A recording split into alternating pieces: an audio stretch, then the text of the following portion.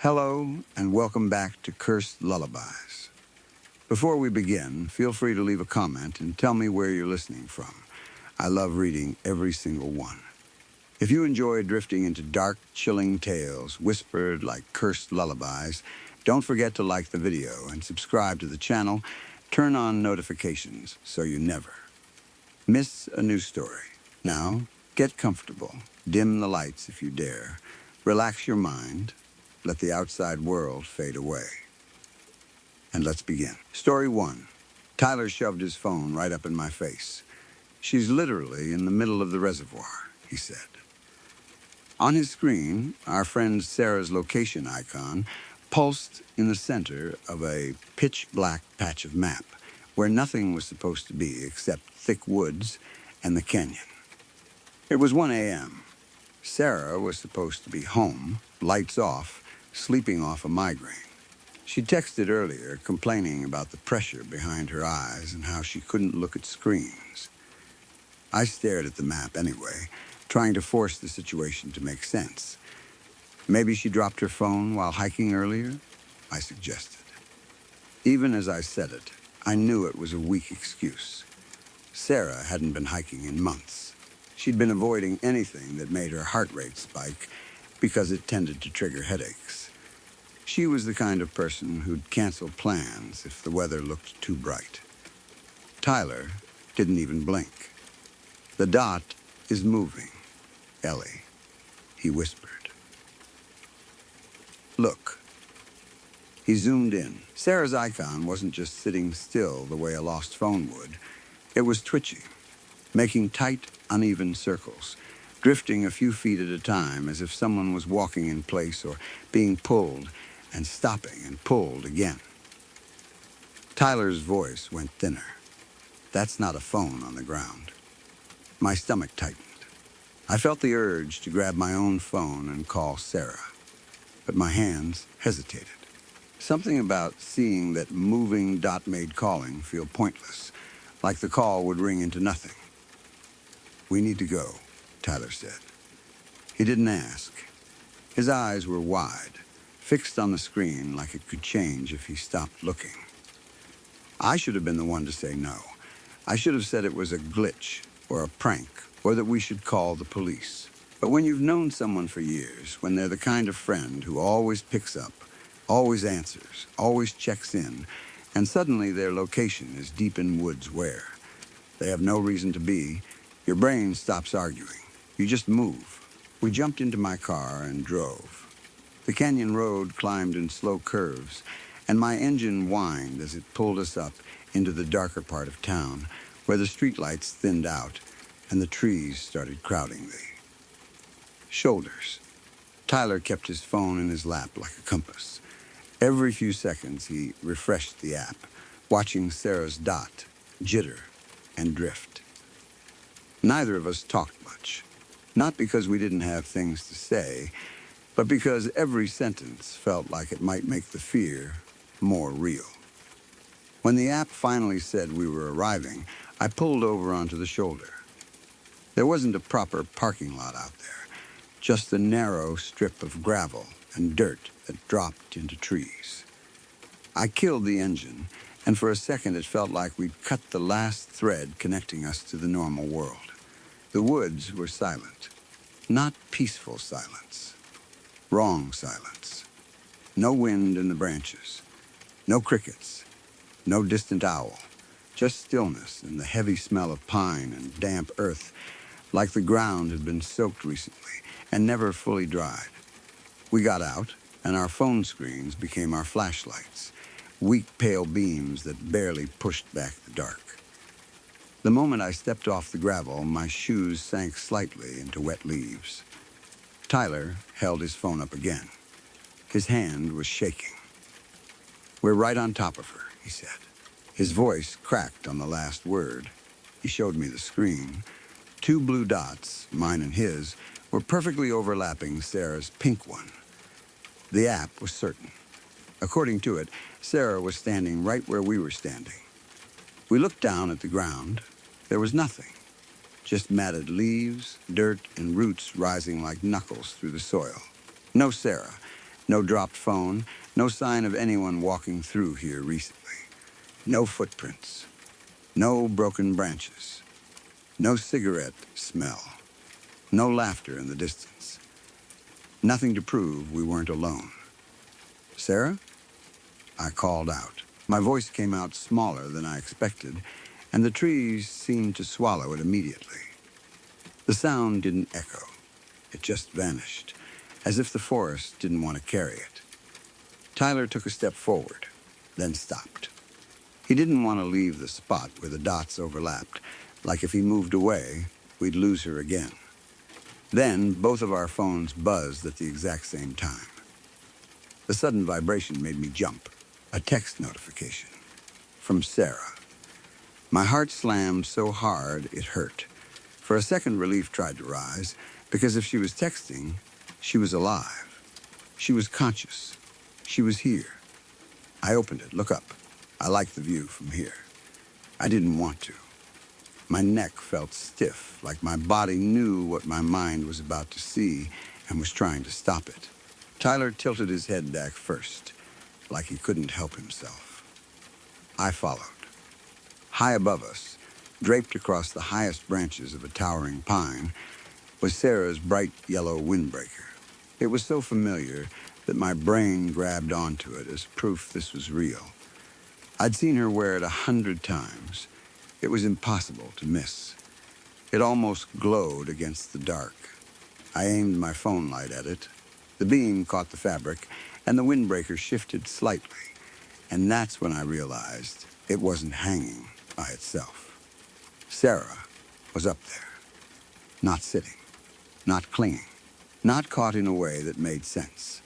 She was tangled into the branches like she'd been dropped from the sky, and the tree had kept what it could. Her body was bent at angles that made my stomach roll. Limbs turned wrong, head tipped too far, like someone had twisted her and then stopped caring if she still looked human. Her hair hung down in dark strands. Her face was half hidden by needles and shadow, but I could see enough to know she wasn't moving the way a living person moves. Not breathing, not shifting, just there. And her phone was still in her hand. Her arm swung slightly with the breeze, the phone catching little flashes of light as it moved. A dead weight swing. Tyler made a sound like he was trying to speak and couldn't. His breath came in fast, sharp pulls. I tried to take a step back, but my feet wouldn't cooperate. My legs felt filled with sand. Then my phone chimed again. Another text from Sarah. Tyler's turn next. He looks so small from up here. I stared at the words until they blurred. That wasn't Sarah. Not really. Sarah wouldn't say that. Even as a joke, she wouldn't. She hated cruel jokes. She hated making people feel small. I turned my head slowly toward Tyler. He was still beside me, frozen, staring up at the tree, his mouth open slightly, like his brain was refusing to accept what his eyes were seeing. Then I looked down at my map, without meaning to, like the screen might tell me this was a mistake. Tyler's blue icon had started to move.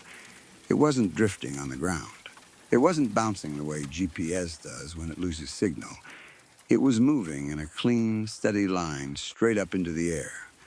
A slow climb, as if someone had taken him by the shoulders and was lifting him off the earth. My chest tightened so hard I couldn't get a full breath. Tyler? I whispered. He didn't answer. I snapped my head back toward him. And he wasn't next to me anymore. 1 second he was there, and the next second the space beside my shoulder was empty air. No footstep sound, no branches snapping, no shout, just absence. His phone lay face up on the dirt, screen glowing weakly, showing his dot continuing to rise. I stood there, staring at it, mind blank, unable to connect the image of his phone on the ground with the icon climbing into the sky.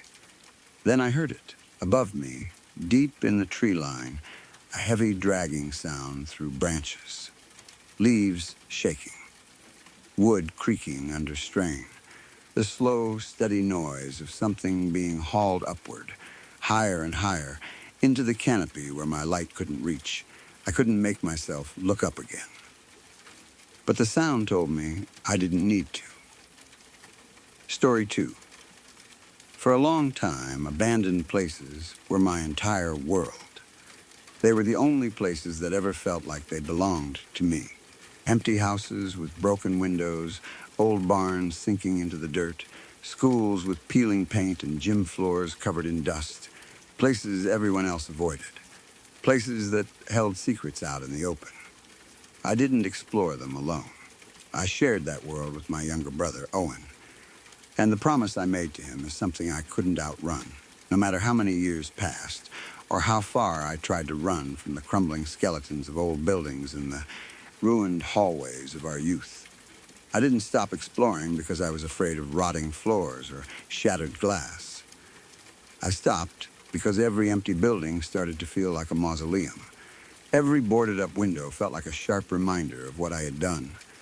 Every time I even thought about going back into that kind of darkness, the memories would rise up and take over.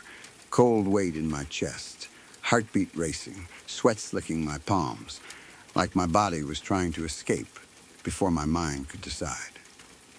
Owen was 2 years younger than me, reckless in a way that felt like freedom, hungry for every secret the world tried to hide. He was the kind of kid who would climb through a window before you could even check for a no trespassing sign. He'd be gone into the belly of a building before I could make up my mind, calling back to me like it was funny that I hesitated. I was supposed to be the older one, the brave one, the responsible one. Somehow, I wasn't.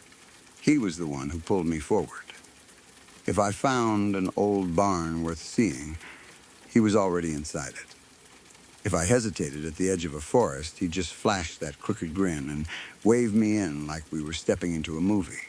He was fearless. Or maybe he was just too young to know what fear really was. Back then, our lives were small. School, home, chores, dinner, sleep. But on weekends or after class, when our parents thought we were at a friend's house, we'd ride our bikes out to the edges of town and look for places no one cared about anymore. We acted like explorers.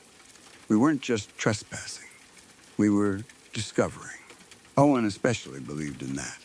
He treated every abandoned place like it was a temple, and we were the only people who knew how to respect it. If he found an old sign on the floor, he'd pick it up and hold it like an artifact. If there were graffiti on a wall, he'd trace it with his flashlight like he was reading it.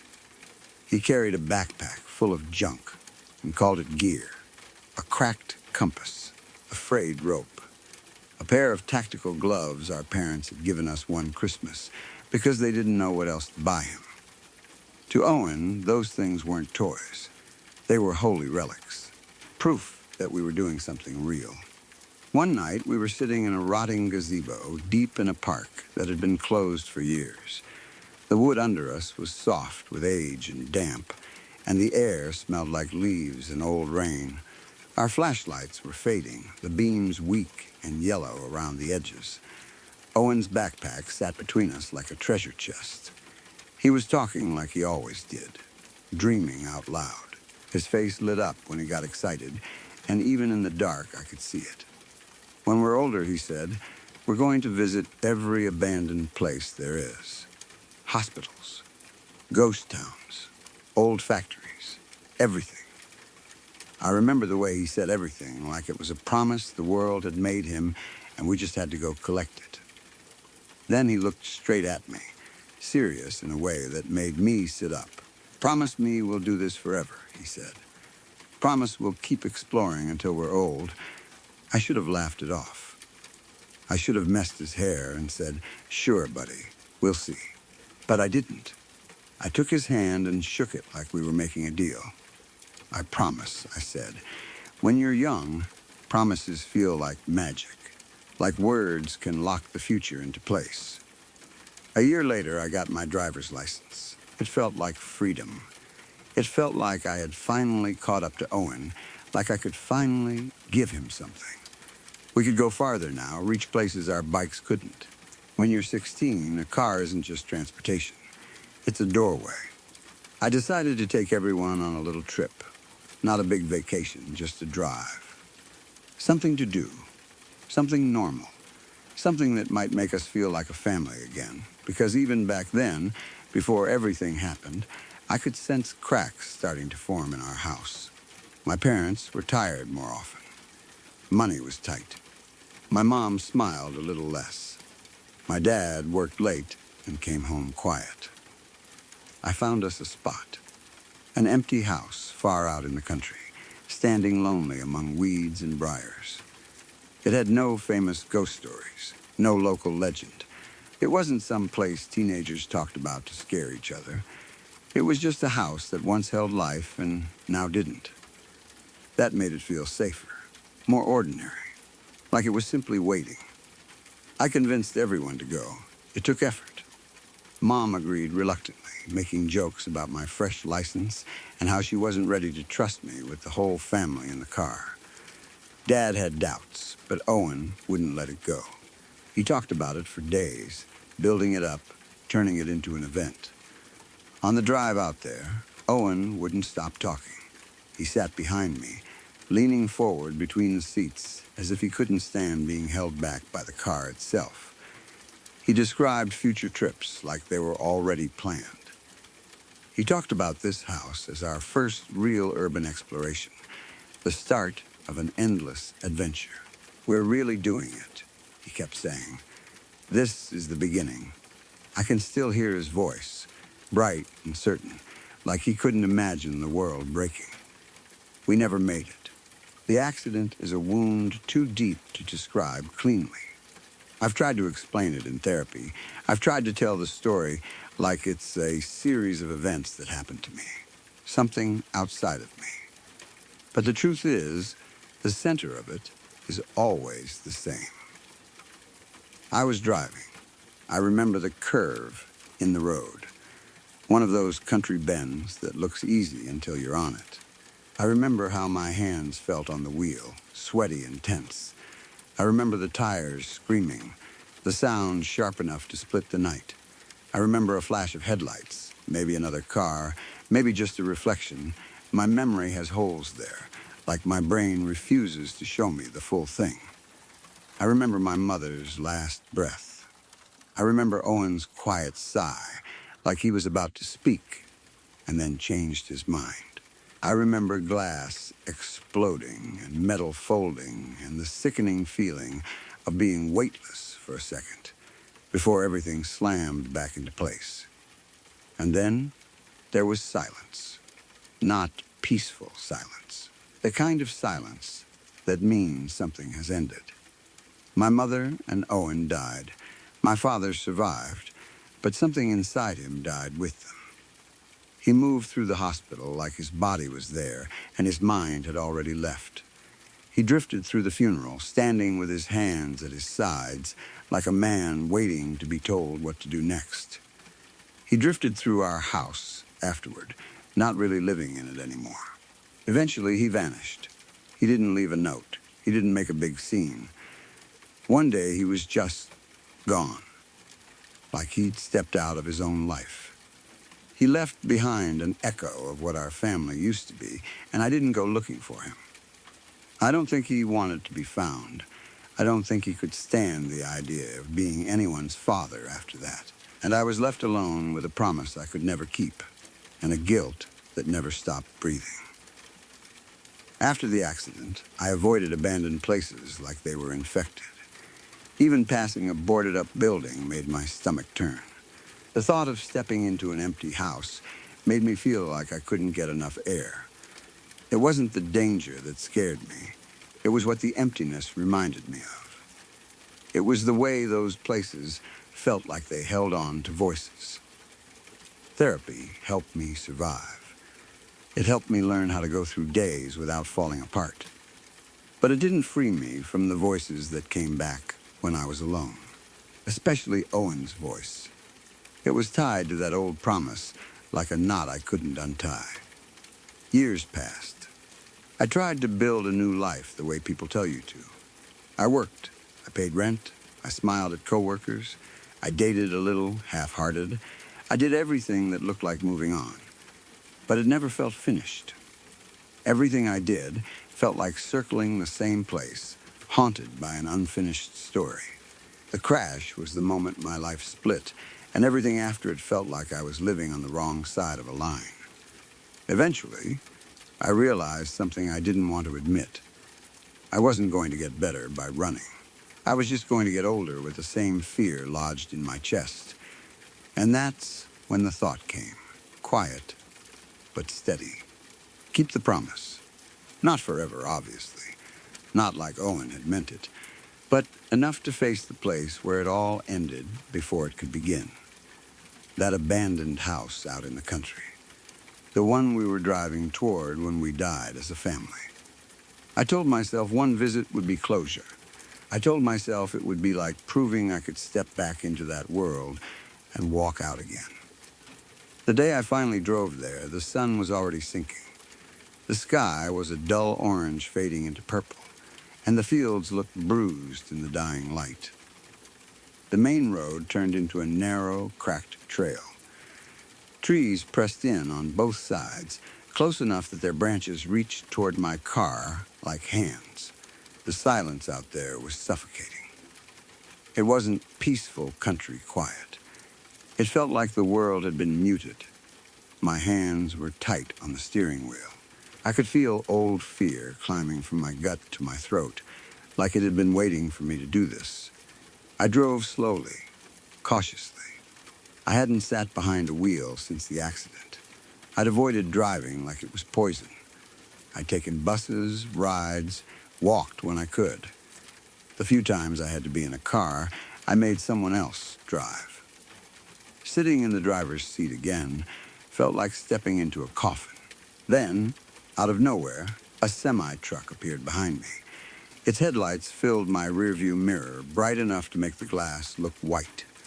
The horn blasted through the air, loud and violent, and my entire body seized up. For a split second, the sound and the lights dragged me backward in time, so hard I couldn't breathe. I panicked. My hands jerked. I swerved, barely keeping control, and pulled over to the shoulder so fast the tires threw gravel. The truck roared past, shaking my car as it went, and then it was gone, swallowed by the trees and the road ahead. I sat there, trembling, fingers locked around the wheel. My heart pounded like it was trying to escape my ribs. I stared at the empty road in front of me and whispered, "I'm sorry." Not to the driver, to the ghosts. It took 20 minutes before I could make my hands move again. When I finally reached the house, it was smaller than I remembered. It crouched behind wild grass and broken trees, gray boards showing through vines like bones. The windows were dark holes. The roof sagged. It looked like every other ruin I'd ever seen, but it also looked like something personal, like it had been waiting for me. I almost turned around. Instead, I grabbed my flashlight, stepped out into the cold evening air, and walked toward a sagging side door. The grass brushed my legs, damp and high. My flashlight beam shook as I swept it across the porch. The door creaked open. I forced myself inside. The smell hit first. Stale air, dust, rot. A damp, sour odor like the house had been holding its breath for years. My footsteps echoed down an empty hallway. The sound made the place feel even more hollow, like it was bigger on the inside than it should be. The first few rooms were stripped bare, just debris and shadow. A collapsed sofa, a splintered table, a scrap of carpet curled up like dead skin, old wallpaper hanging in long torn strips. For a moment, it almost felt like old times.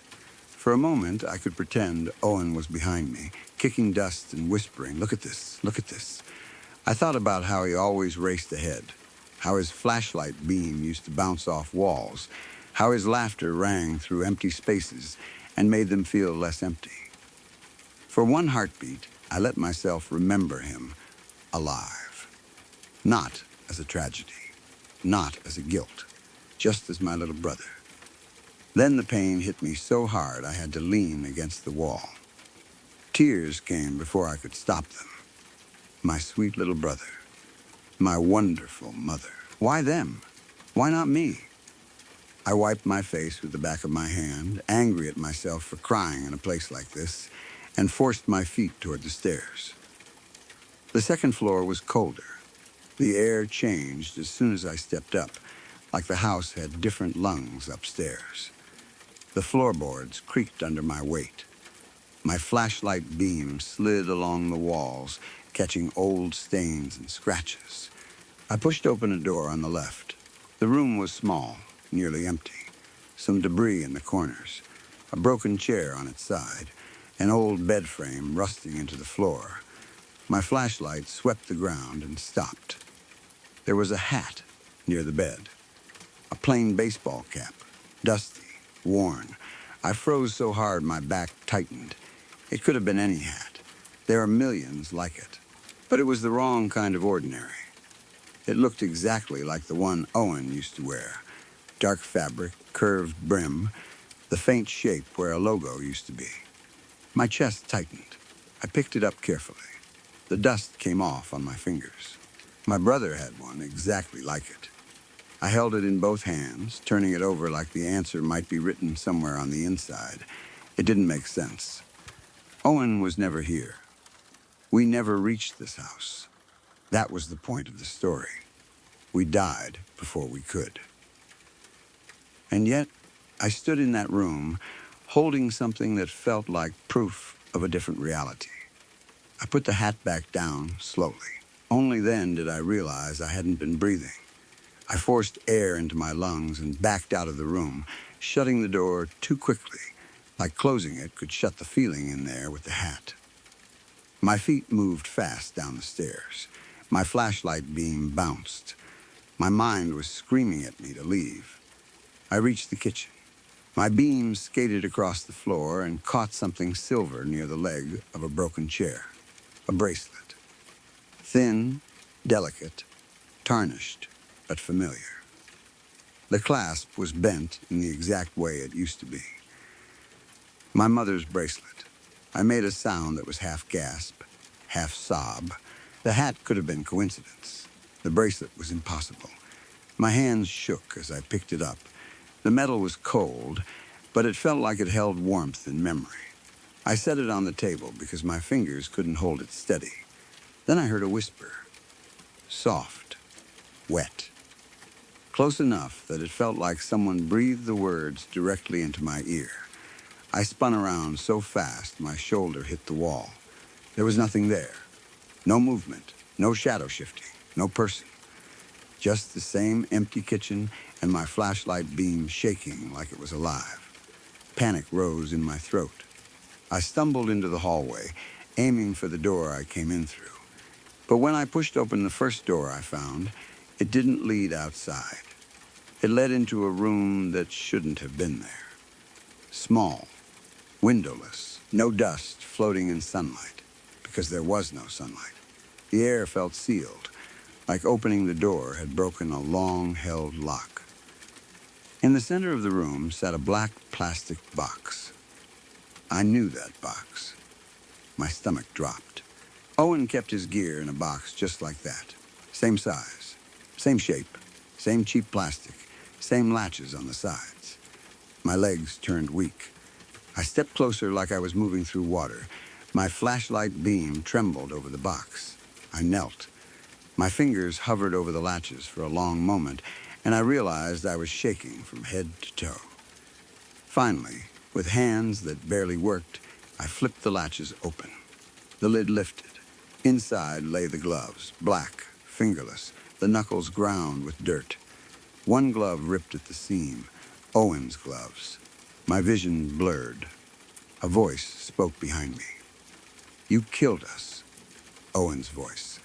Not in my head. Not a memory. It sounded like it came from the air behind my neck, close enough that I felt it on my skin. I whipped around and threw my flashlight beam into the darkness, sweeping fast, wild. Nothing.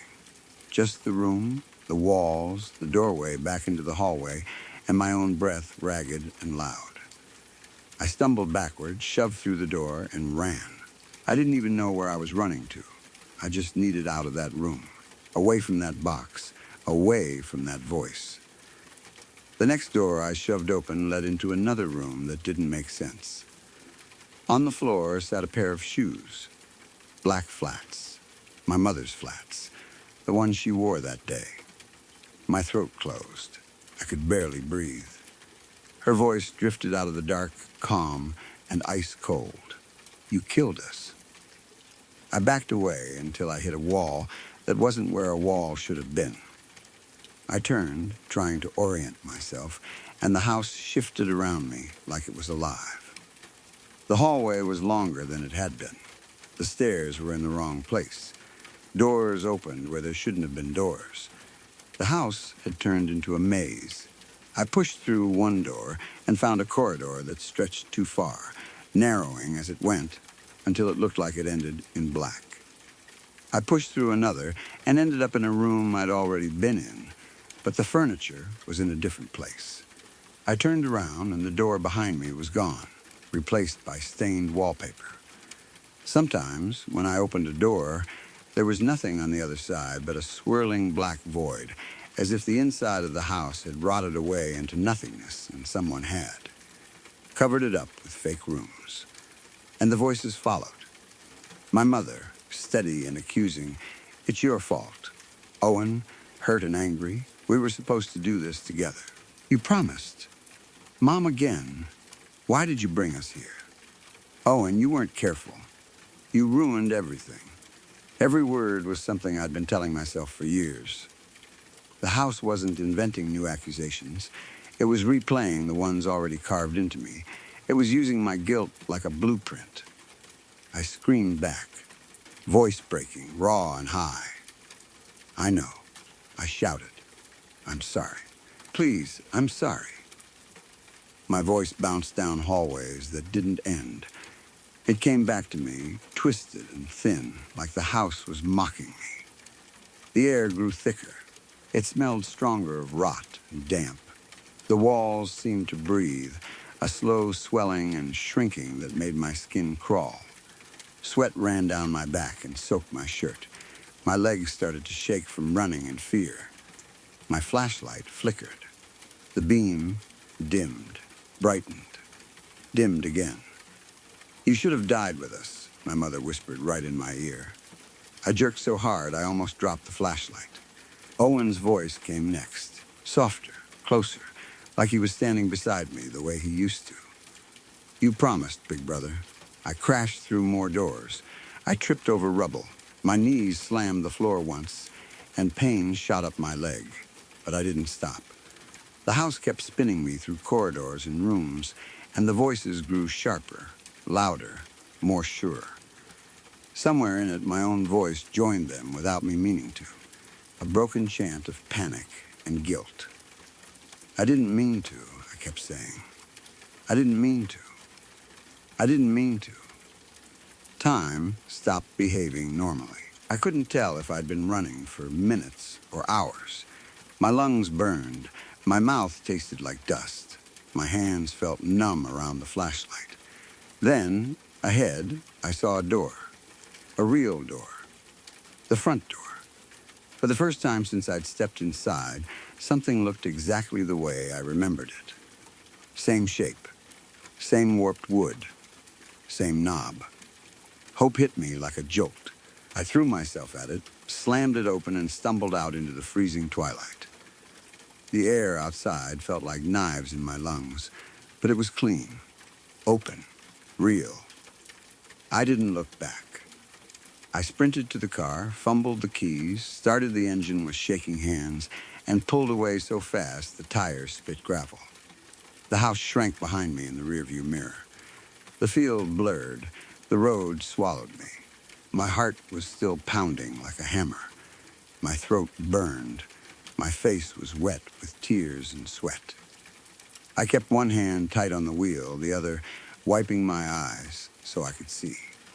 It was over. I made it.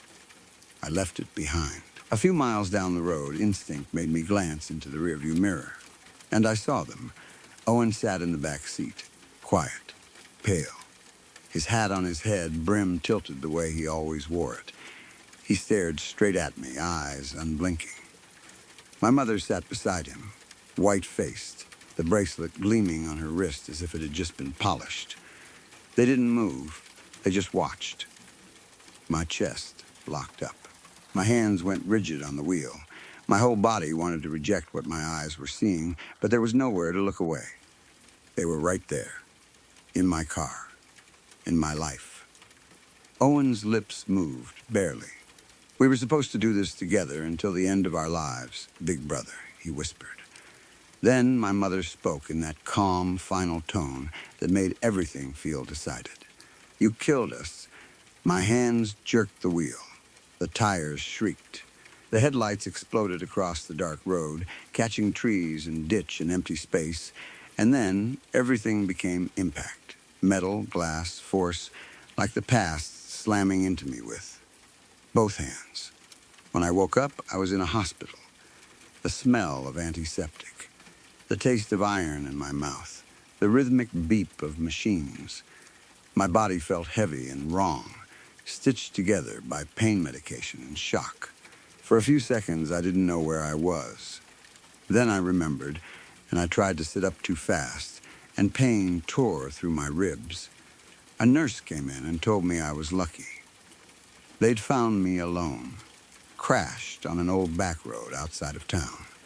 Just me in the car. No other passengers. No sign of anyone else. Her voice was cheerful in that tired professional way, like she was delivering a routine fact. After she left, the room felt too quiet.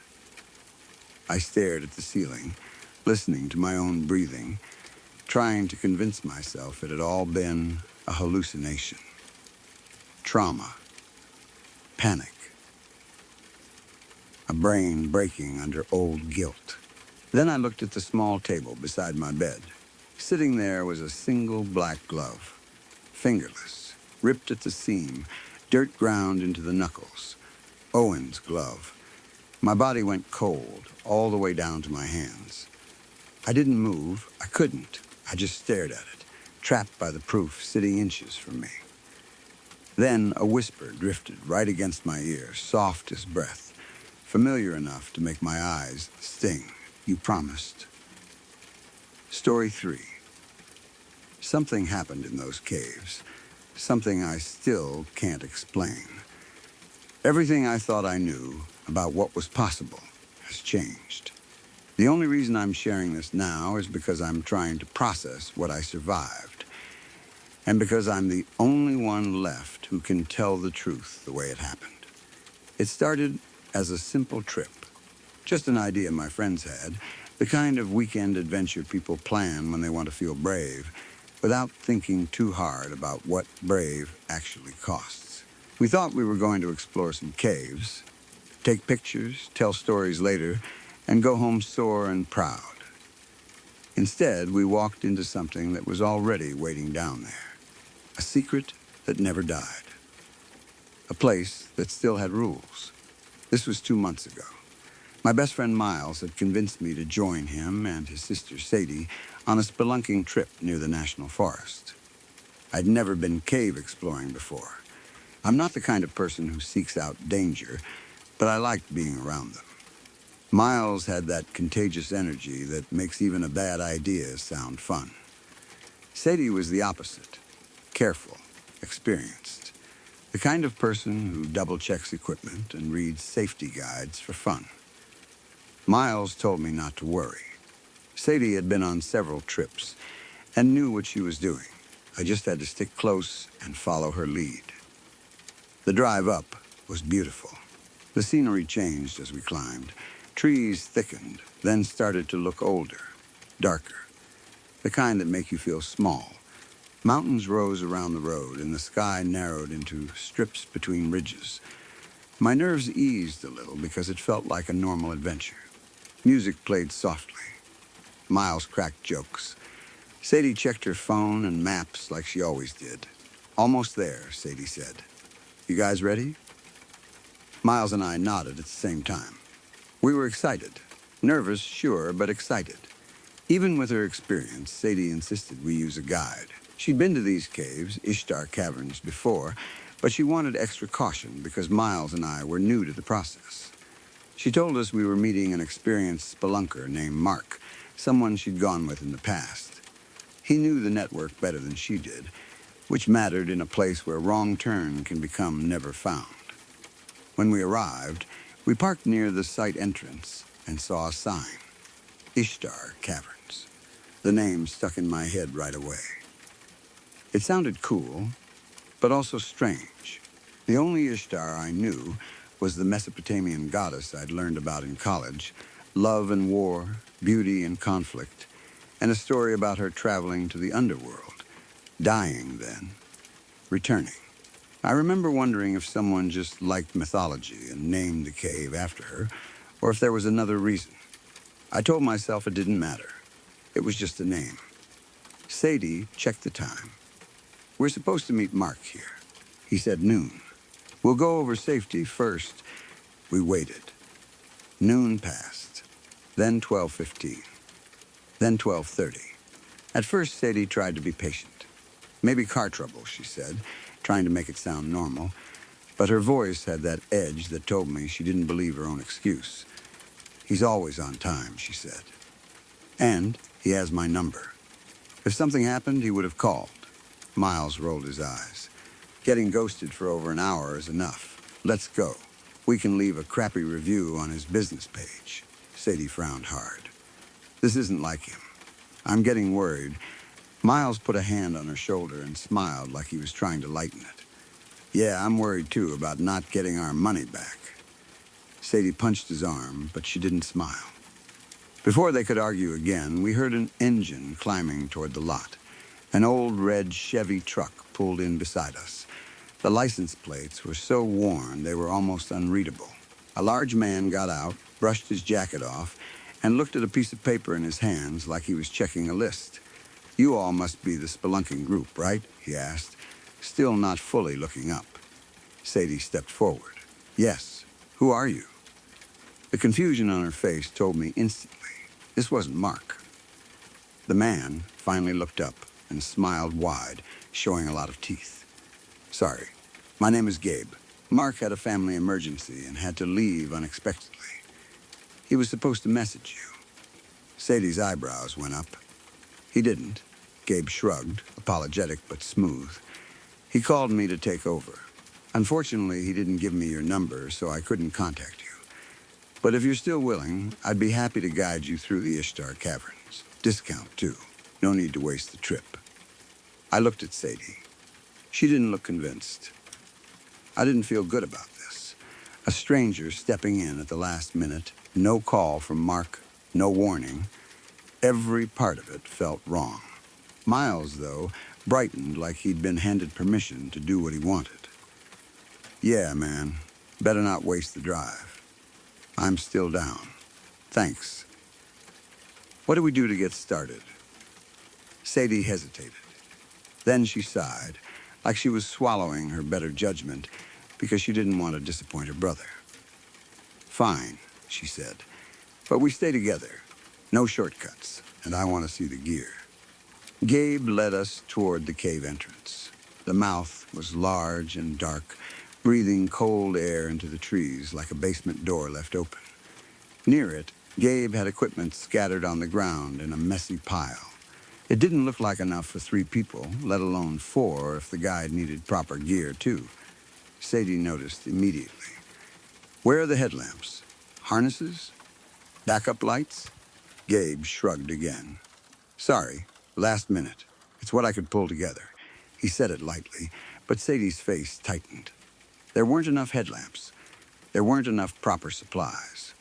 The rope looked old. Some of the clips were mismatched. Gabe grinned as if her concern was cute. I can make do with a flashlight. I've been here hundreds of times. I could do it blind. Then he added, we have enough rope for the only vertical sections that matter. Stay together. It'll be fine. But if you're not comfortable, I get it. Like my wife always said, easy come, easy go. The mention of his wife felt strange in that moment, not because he said it, but because of the way he said it. like she was still present in his mind in a way that wasn't healthy. Sadie studied the gear like she was doing math. Miles was restless, eager, already half in the cave with his imagination. I looked to Sadie for reassurance. After a long pause, she nodded slowly. "We can make do," she said. "But you two stay between me and Gabe. No wandering. If anyone gets separated, we turn around immediately." We geared up. The vest they handed me didn't fit well. It was too tight across the chest, and there was an ugly stain on one strap that looked like old blood. I tried to tell myself it was rust or dirt, but my stomach didn't listen. I loosened it as much as I could and clipped on what they told me to. Then, we went in. At first, it was impressive. Gabe pointed out landmarks and formations, stalagmites like spikes rising from the floor, mineral deposits that glittered when our lights hit them. The tunnels twisted and widened and narrowed. The air smelled wet and ancient.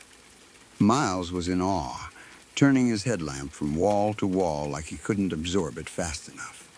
Sadie followed behind and scanned constantly, checking angles, watching where Gabe stepped, looking for markers. For a while, she looked pleased. Then she started looking concerned. She waited a bit, then finally called out, "Are you sure this is the way?" Gabe stopped. "Yeah. This isn't the main path," Sadie said. "I'm not seeing markers. We shouldn't be taking shortcuts with inexperienced people." Miles groaned. "Sadie," Gabe smiled like he'd expected this. "The main path runs parallel. We're not far off. This route leads to a really impressive underground pond. I thought you'd want to see it. Trust me, it's worth it." Then he added, "But your call. Just trying to help." Miles jumped in immediately. "That sounds awesome. Maybe we'll see those weird albino fish. The regular path is boring. Let's do it." I hated that I agreed, but I did. The idea sounded cool, and I didn't want to be the one killing the mood. Steady stared at Gabe for a long moment, then finally gave a resigned shrug. We walked deeper. The farther we went, the more tired I got. My legs felt heavy, and the air made breathing feel like work. "Can we take a break?" I asked. "Not far now," Gabe said, and he sounded oddly rushed, like he wanted to get there before something changed. We squeezed through a narrow gap under a low rock formation, and suddenly the tunnel opened into a small cavern. In the center was a pond. It wasn't bright, but it had a faint glow to it, like the water held its own weak light. The surface was perfectly still, like glass. My pant legs snagged on a sharp rock. When I pulled free, I noticed something metallic embedded in the stone, like a pin or an anchor. It looked out of place, but Miles called me over, excited, and I let it go. We gathered around the pond. Sadie grabbed Miles by the back of his shirt and yanked him away when he leaned too close. "You want hypothermia?" she snapped. "That water is freezing." Miles muttered thanks and kept staring into the depths. Gabe stood beside us and sighed like the place meant something to him. "It's beautiful," he said softly. "I used to bring my wife here every time. The only reason I'm back now is because she loved this spot." I came back for her. He sounded almost human then, like grief had slipped through the cracks in his smile. "This place," he said, gesturing around the cavern, "it's special. Named after a goddess of love and beauty, but also conflict." He paused. "Fitting." The way he said fitting made my throat tighten, like he was making a joke, only he understood. Then the rocks shifted. A low rumble echoed behind us. I turned, and my stomach dropped. The tunnel we came through collapsed in a messy wall of stone and dust. "Oh, no, no, no," Miles shouted, panic exploding in his voice.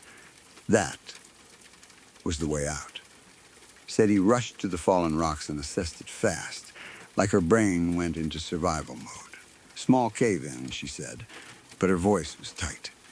We don't have tools. Gabe, did you tell anyone besides Mark we'd be here? Anyone at all? Gabe looked away. No. It was last minute. Sadie looked at him like she wanted to hit him. I looked at her hoping she'd say she had told someone else. She didn't. Fear crept into her expression, slow and real. Gabe tried to sound calm. We've got food and water. We're not far off the path. But I don't know when anyone will come through here again. I don't know if they'd hear us. Miles laughed once, bitter and sharp. Great pep talk. So we starve here. Awesome. This pond was not worth it. Gabe ignored him. There's another way, he said. We can get to the main path from here. But it's a tight squeeze. Then, a climb. I think I remember the route. How well do you remember it? Miles snapped. I'm confident, Gabe said. And he leaned into the word like he wanted us to accept it as fact. Waiting isn't the plan. That water isn't safe to drink. We should move while we still have energy. We agreed because the alternative was sitting in a sealed cavern, counting hours until we ran out of air and hope. Gabe led us to a narrow crevasse I hadn't noticed before. It was barely wide enough to crawl through. The ceiling pressed low. The rock seemed to lean in. Claustrophobia hit me like a sudden illness. Miles looked at me. We have to get out, he said quietly. Sadie put a hand on my shoulder. Come on. We crawled. My pack snagged and trapped me for a terrifying second. My chest tightened so hard I thought I was going to scream. I forced myself to breathe and unhooked the pack, shoved it ahead, and wriggled forward. Miles grunted ahead of me. Sadie stayed behind, whispering encouragement when she heard my breathing change. I couldn't hear Gabe much. That bothered me. I didn't want him getting too far ahead. This was his plan. If we lost him, we were done. After several minutes, the passage opened into a wider space. We stepped out into a cavern split by a ravine. The divide cut deep, and when I edged closer to look down, I saw only darkness. A drop so steep the bottom didn't exist in my light. Gabe's voice echoed from the other side. This way. We can climb out, but first we have to cross. There was a rope bridge. It looked thin, old, like it had been repaired too many times. Gabe rushed onto it like it was nothing and moved to a rock wall where a single rope hung down, anchored above. He waved us over. Miles stepped onto the bridge and froze when he looked down. It's sturdy, Gabe called. I've been this way before. Come on. Miles started moving, and I followed because I didn't have another option.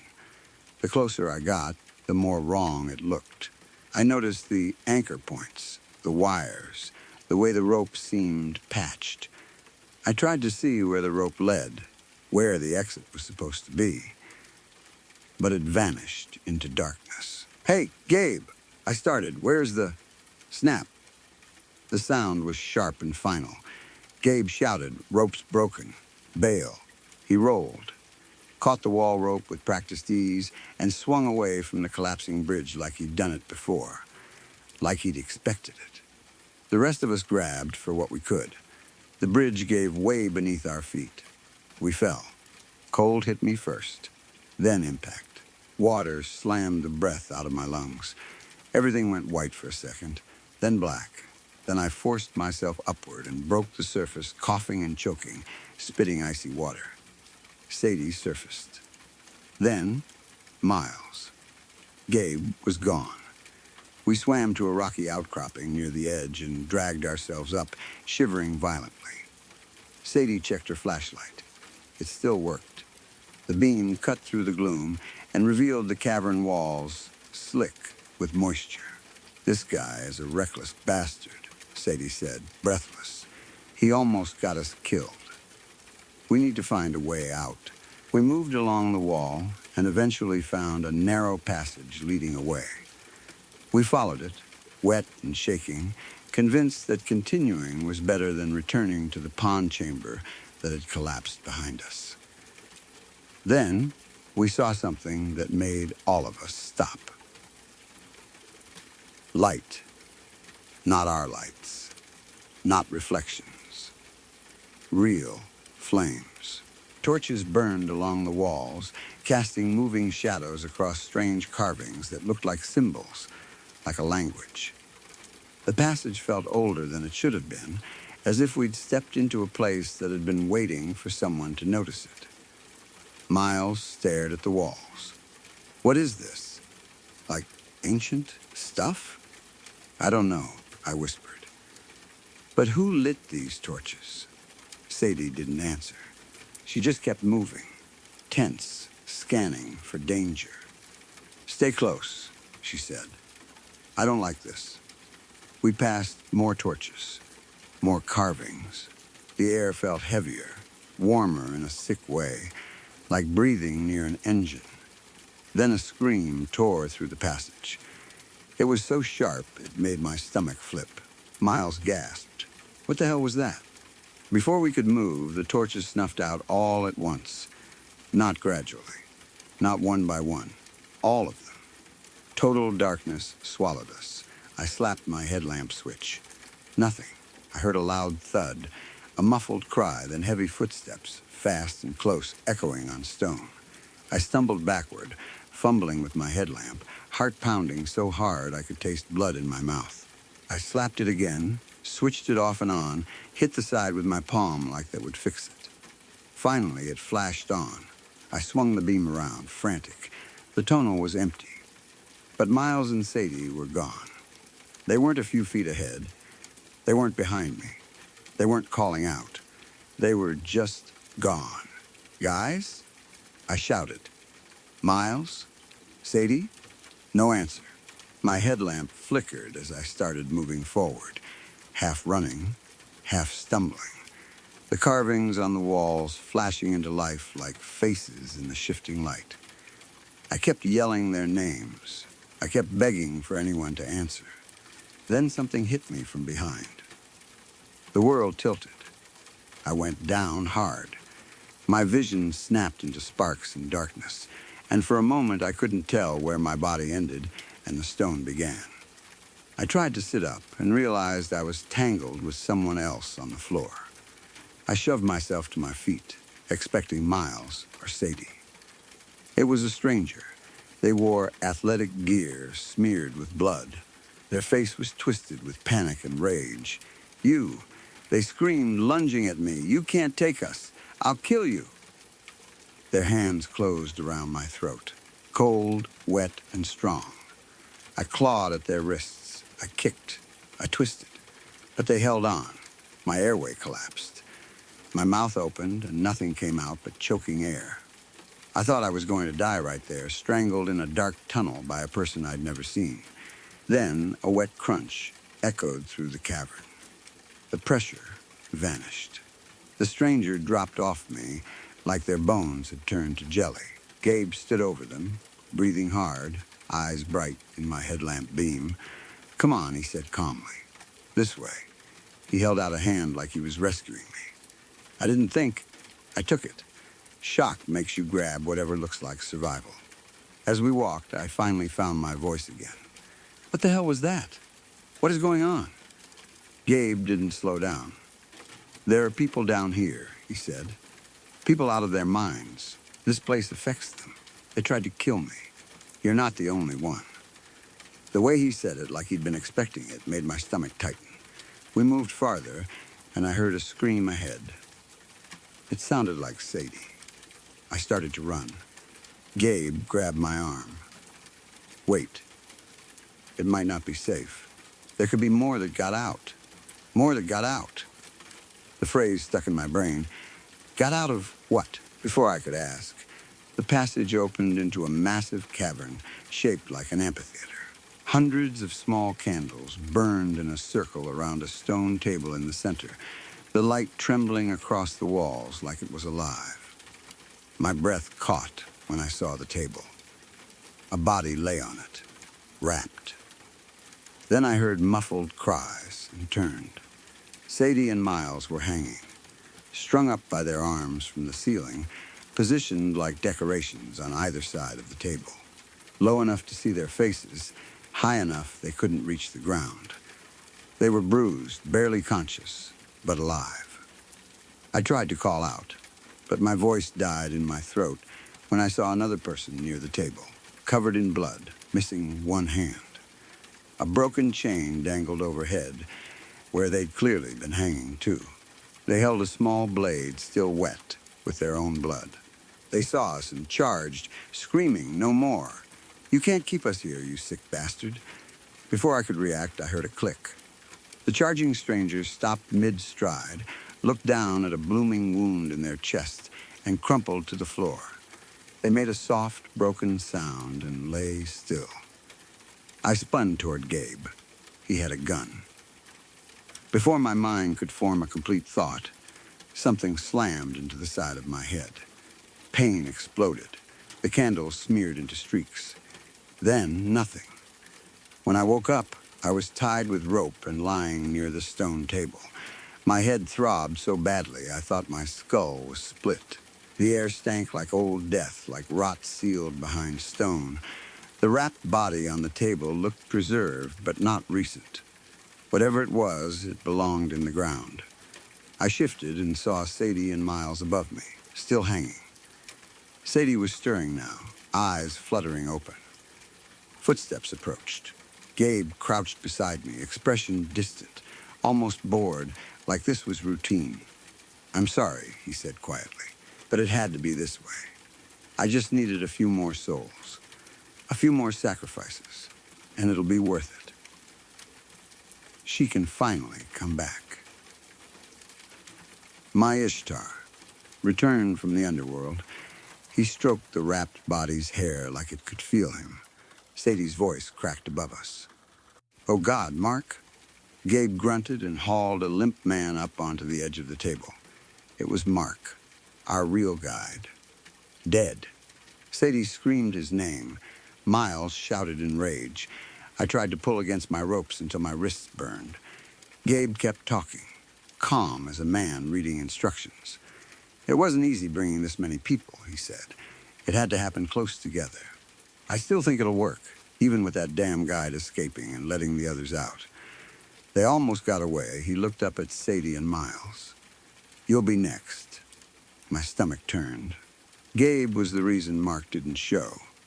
Gabe wasn't a replacement guide. He was the reason the trip existed at all. I forced out, "What the hell is wrong with you?"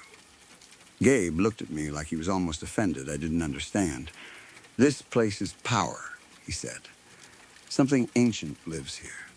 It spoke to me after Cecilia died. I came here to die too, to be with her. But I heard the voice. It told me she could come back." My mouth went dry. "All it demanded," Gabe said, "was fresh souls to take her place." Miles started screaming, "You're crazy. You're insane." Gabe ignored him. He moved under Miles, looked up like he was considering letting him down. Then he drew a large knife and slit Miles's throat like it was nothing. Sadie and I both screamed. Miles spasmed, spinning in the air, blood spraying the stone and candles. Gabe held a small vial to the wound and collected it calmly, like he was filling a measuring cup. He walked to the wrapped woman and poured Miles's blood over her. Sadie's screams turned into something animal, pure grief and rage. I couldn't let myself freeze. Not now. Not when Sadie was still alive. Not when I was still alive. Near my hands, a sharp stalagmite jutted from the floor. My wrists were bound, my ankles too, but there was a little slack. I started inching toward the stone while Gabe was focused on the table. Sadie begged him to stop. Gabe moved toward her. I pressed the rope against the sharp edge and sawed back and forth. At first, nothing happened. Then I felt fibers fray. The rope bit into my skin, and I felt blood slick my wrists, but I didn't stop. Gabe reached Sadie. She swung hard, using her hanging body like a weapon. His knife cut her, but not deep enough to kill. She managed to slam into him and knock him down. For one bright second, I believed we might do it, that we might get away. Then Gabe recovered, grabbed her to stop her swinging, and drove the knife into her neck. Sadie made a strangled sound that still lives behind my eyes. Her body went slack. Gabe collected her blood too. Then he turned toward me. His expression changed when he saw my hands free. He stepped forward, voice almost gentle. "Please," he said, "just one more. Then we can be together again. Sit down." "I'll make it quick." I didn't sit. I kicked. The kick landed, knocked him off balance. I saw how close he was to the stone table, and I moved before fear could stop me. I lunged and drove both feet into him, a messy dropkick fueled by panic and rage. He slammed into the stone with a hard crack and tumbled over the edge into a shallow crevice below. The wrapped woman's body slid off the table, too. For the first time, I saw her face clearly. She looked almost alive, like she was sleeping. Pale skin, long blonde hair, no rot, no decay. Blood markings on her face in strange patterns, drawn with my friends' lives. A roar came from behind me. Gabe climbed up, eyes wild now, the calm gone.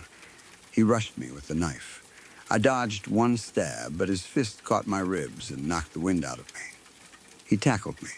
We rolled off the raised stone platform, bodies slamming into hard ground. The knife clattered away. In the scramble, I saw a tunnel opening near the floor. Dark, narrow, but real. An exit. Gabe reached into his coat. A gun. He'd used it earlier. I had to move. He turned and fired. I dropped instinctively and grabbed the only thing close enough to put between us. Cecilia's body. The gunshot hit with a sick sound, and Gabe made a choking cry like the bullet had gone through him instead. He stared at her throat. A hole opened in her neck. No arterial spray. No heartbeat. Just damage in dead flesh. "No," he whispered, voice breaking. No, Cecilia, I'm sorry." I shoved the body forward without thinking. Gabe caught her, and the momentum took him down. I stomped on him hard, once, twice, until he stopped moving under me. Then I heard a strange clicking sound. A low rumble answered it. The cavern shook. Rock dust fell like dry snow, a cave in. I ran for the tunnel. Behind me, Gabe didn't chase. He stayed with Cecilia, cradling her like she could still hear him. I heard him murmur something as the ceiling started to come down. "I'm so sorry," he said. "Please, take me then." Then the world broke apart. I made it into the tunnel just as the chamber collapsed, but the shaking continued. Rocks fell in front of me, behind me. I ran blind, ducking and stumbling.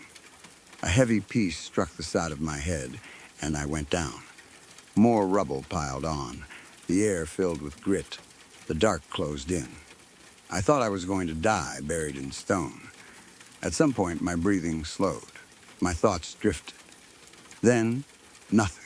When I woke up again, I was in a hospital. I had survived. Somehow. Later, I learned rescue teams found me in the collapse. I was grateful to be alive, but the relief didn't last long because I knew Miles and Sadie were gone. When I could speak, I asked for the police. I told them everything, every detail that made sense and every detail that didn't. I expected them to look at me like I was delusional, like I'd broken my brain in the cave-in. They listened. They exchanged glances. Then one of them told me something that made the room tilt. "You weren't the only survivor," he said. My heart jumped. "Sadie?" I blurted. "She's alive?" He hesitated. "We recovered a woman," he said. "She's here too. She hasn't spoken much." Relief tried to rise, even though it didn't fit, even though I knew what I'd seen happen to Sadie. Then he pulled out a photo to confirm identity. My blood froze. The woman in the picture wasn't Sadie. She was blonde, pale, pretty in a way that felt wrong after everything. There were faint traces of bloody markings on her face, partly scrubbed away, and a wound in her neck that looked like a gunshot. Cecilia. the corpse from the stone table. The police officer looked at me with careful patience. "Is this your friend?" he asked. "What's her name?" There was no ID, and she hasn't said who she is. I stared at the photo until my eyes burned. Gabe's words came back to me, clear as if he were standing in the room. "I just need one more. Please take me then." Whatever he did down there, whatever that place was, it had answered him. Not the way he wanted, not clean, not kind. But it answered. I swallowed hard and forced my voice to work. "No," I said. "Her name is Cecilia."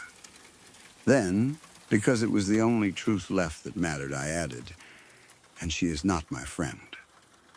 Story 4. I couldn't tell you how long we'd been driving. Amara sat in the passenger seat with her feet up on the dashboard, her head turned slightly toward the window. She looked like she was asleep, but there was something else mixed into it, like she'd slipped a little too far away for it to count as normal sleep. I'd had maybe 3 hours myself. The rest of me was running on that thin, sharp kind of focus you get when fear has been sitting in your body for so long, it starts to feel like part of your character. The highway stretched ahead in a straight line, empty in both directions. No cars, no headlights, no trucks, just the dark road and the occasional sign that didn't matter anymore. There hadn't been traffic for hours. There hadn't been anything for days. Not the kind of anything that makes you feel less alone. We didn't talk about what we'd seen before this. There comes a point where saying it out loud doesn't help. It only makes it real, again. Talking means you have to picture it. And picturing it means you're right back there, feeling the same cold shock and the same sick understanding that the world you thought you lived in isn't there anymore. I kept both hands on the wheel and tried not to think beyond the next few miles. If I thought too far ahead, my mind would start filling in possibilities. None of them were good. We found the facility by accident. The road off the highway didn't have a sign. It just peeled away like it wasn't meant to be noticed, curving down and away, hugging the land like it was trying to hide. I might have missed it if Amara hadn't moved. She didn't speak. She simply lifted her hand and rested it lightly on my arm. Not a grab, not a warning, just a quiet touch that made my eyes follow where she was looking. I slowed down without thinking. We both stared at the break in the road as we passed it, and as we slowed, we both saw it more clearly. Light.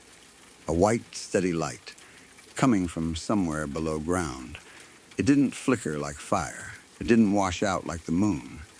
It looked electric, clean, controlled, and it made no sense. The world above ground had been dark for too long. Power like that shouldn't exist anymore. Not here.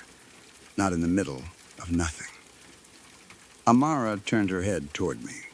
Her eyes were open now, alert in an exhausted way. I didn't ask if she wanted to check it. I could feel the same thought in both of us. When you're starving, you don't debate whether food might be poisoned. You just move.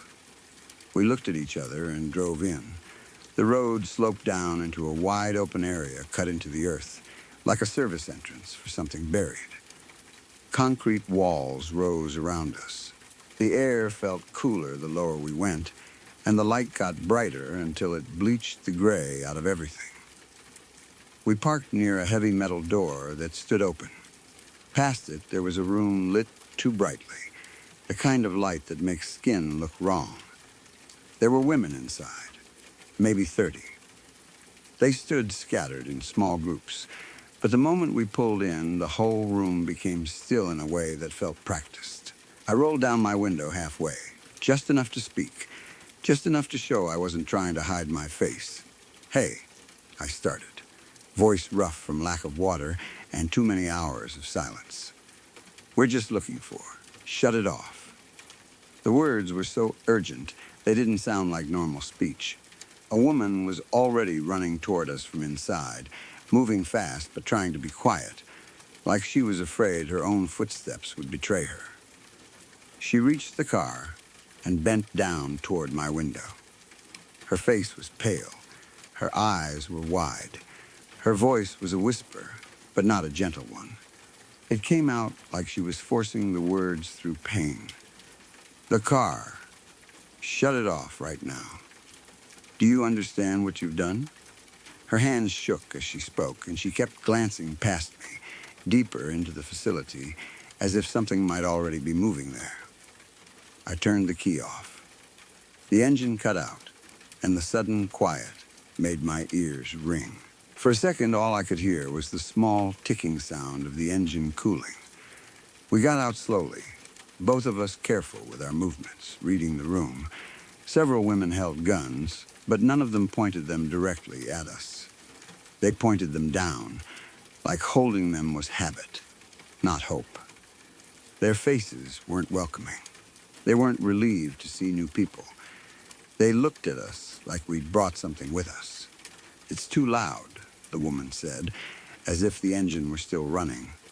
She hugged her arms tight to her body, like she was trying to keep herself from shaking apart. They heard you. They're going to come now. You have to hide. Everyone, go. Right now. And it happened exactly like she said. All the women moved at once. Not in chaos, not in panic, but in a coordinated motion that said they'd done it 100 times. They slipped behind equipment racks, pressed into narrow spaces between panels, lay down in shadowed corners. Some crouched. Some flattened themselves against the floor. Every movement was controlled. Exact. And then, one by one, they closed their eyes. It hit me how strange that was. The stillness, the closed eyes, the way they didn't just hide. They vanished into silence as if the act of being seen began with the act of seeing. The woman grabbed my wrist hard before she dropped down herself, her fingers cold and tight. Wall, she whispered. Eyes closed. Don't move. Don't open your eyes or you will die. Then she shut her eyes and pressed her cheek to the floor, like a child playing dead. I didn't know what else to do. I grabbed Amara's hand. Her palm was damp with sweat. We found a narrow gap between two wall panels, squeezed in until metal pressed against our shoulders and backs, and I shut my eyes. For a moment, there was only the sound of my breathing, too loud inside my own head. I tried to slow it down, tried to make myself smaller, tried to become part of the wall. I heard them before I felt them, and I felt them before I could explain what I was feeling. It didn't sound like footsteps. There was no clear rhythm, no heel to floor, no scrape. It was more like the air changed pressure, like a storm rolling in but inside the building. The room seemed to tighten. The space around my body felt heavier, closer, as if the facility itself was holding its breath. Then came a sound I didn't have a name for. It wasn't a growl, it wasn't a voice. It wasn't even a single noise. It came from too many directions at once, layered on top of itself, like something moving through metal and air at the same time. Somewhere across the room, metal doors flew open so hard I felt it through the floor. There was fast movement, uneven and sudden, then a pause so complete it was terrifying, and then fast again, like whatever it was could stop on a dime. Something came close to me.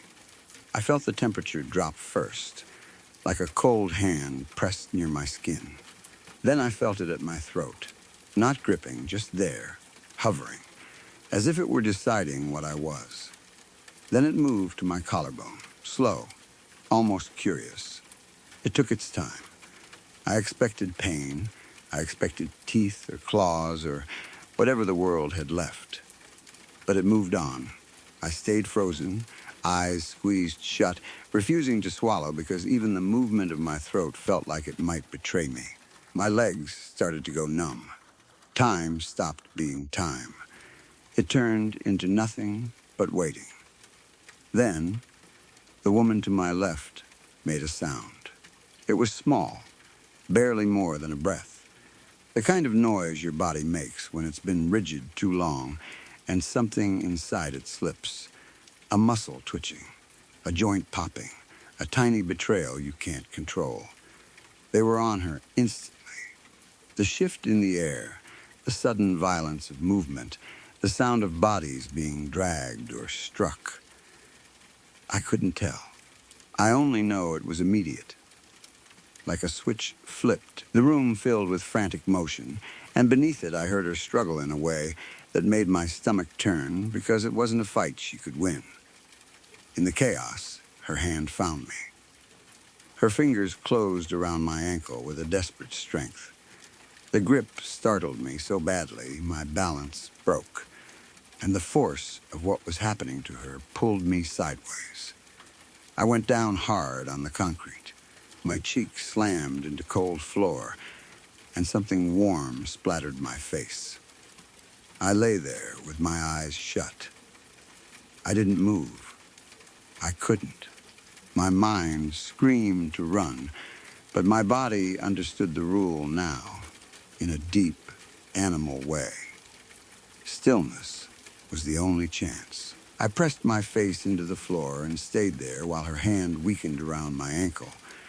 Her fingers loosened, then went slack, as if she'd simply let go. Eventually, the sounds moved away. The heavy pressure lifted. Doors somewhere across the room clanged shut. Air returned, like the building could breathe again. No one moved for a long time. Even after the feeling was gone, nobody wanted to be the first to test whether it was truly safe. I stayed with my eyes closed, listening to the room settle, listening to my own heart beat too hard.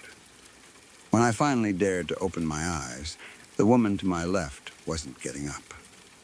I learned her name later, after the shock had worn into something dull. Priya. She had been there 2 weeks before we arrived.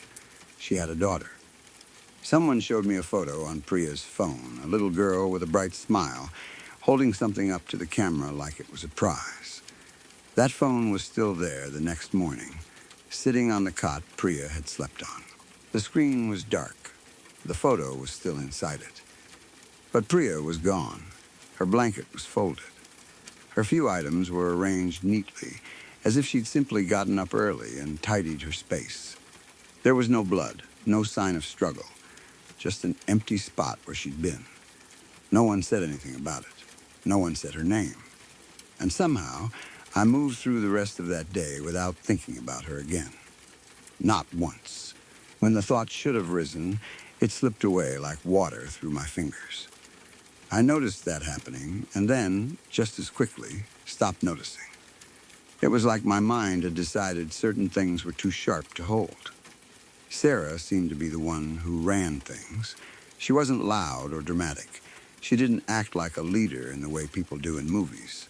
She had short hair, a quiet voice, and a calmness that felt worn down rather than chosen.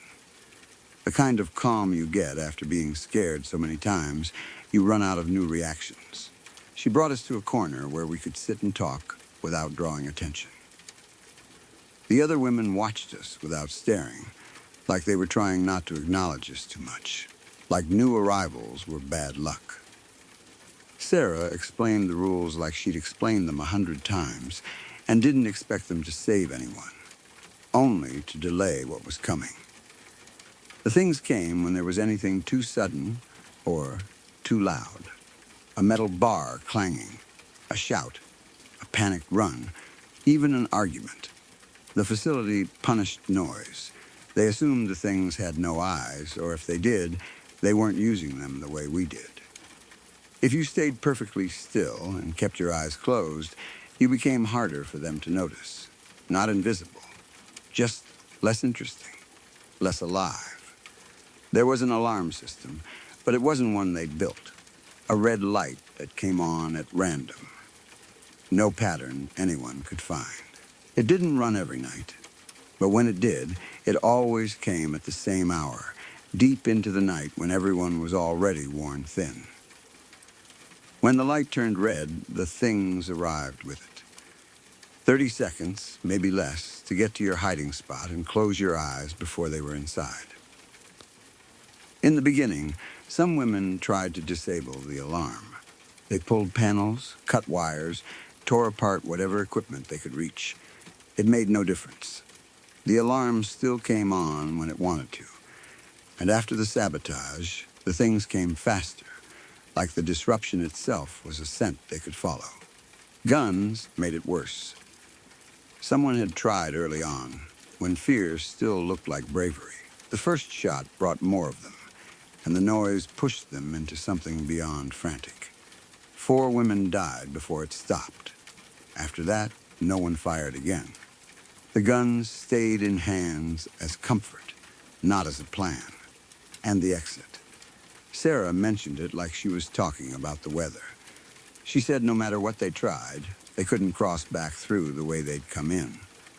No climbing out, no running up the road, no getting past the boundary of the place. She didn't explain what happened when they tried. The way she avoided the details told me enough. I didn't ask. Days settled into a rhythm. Between the nights, there was food. Not good food, but enough to keep you upright. There was water. There were soft conversations that stayed on safe topics. People asked each other their names, where they were from, what they remembered. Nobody talked too much about before.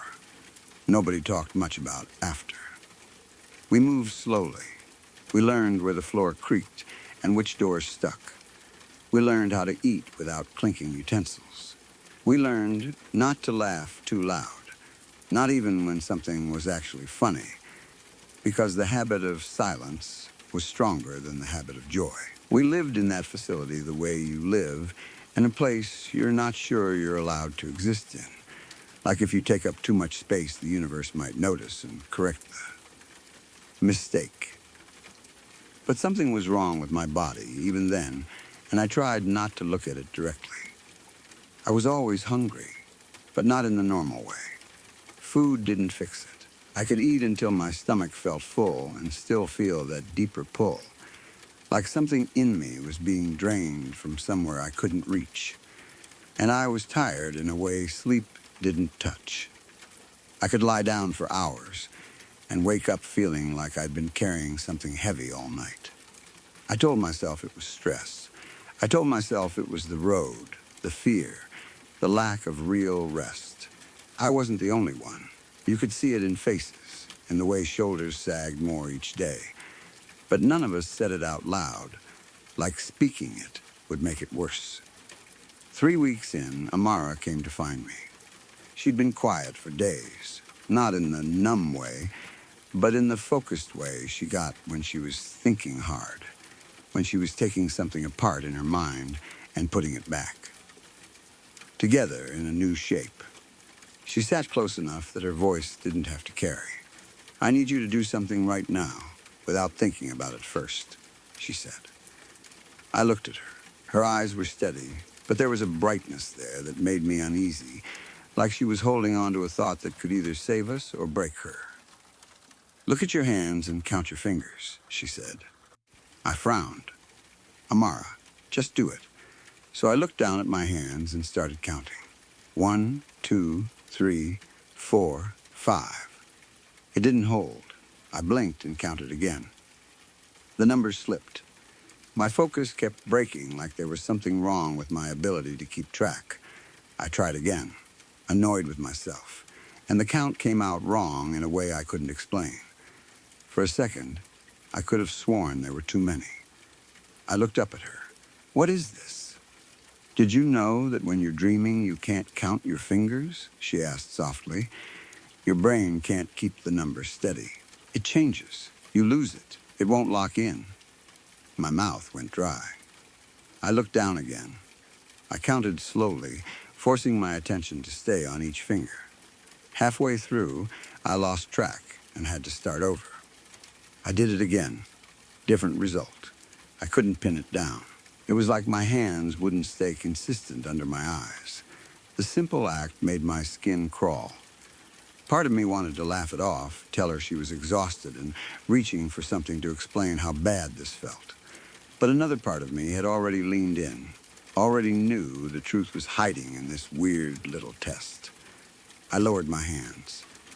"What about the things that come at night?" They only exist here, she said, in this layer. And the people they kill, they die here and don't come back. I thought about Priya. I thought about how her name had slid out of my head like it didn't belong there. How I'd seen her die, or something like it. And then the next day I'd walked past her empty cot like it was normal. Amara, I said, keeping my voice low, if we've been dreaming this whole time. I stopped because my throat tightened. Where are our bodies? She didn't answer right away. She stared at the floor as if the answer was down there and she had to be careful how she picked it up. Whatever is happening to our bodies in the real world is bleeding into the dream, she said finally. The mind does that. When the body is in danger, it doesn't just shut off. It translates. It turns what's happening into something the dreaming brain can handle. She looked at me. Those things that come at night, I think they're the dream's version of something that's actually happening to us right now. Somewhere real. And the hunger, the way our bodies feel wrong, that's real too. That's our bodies sending information through the only channel they have left. My stomach twisted.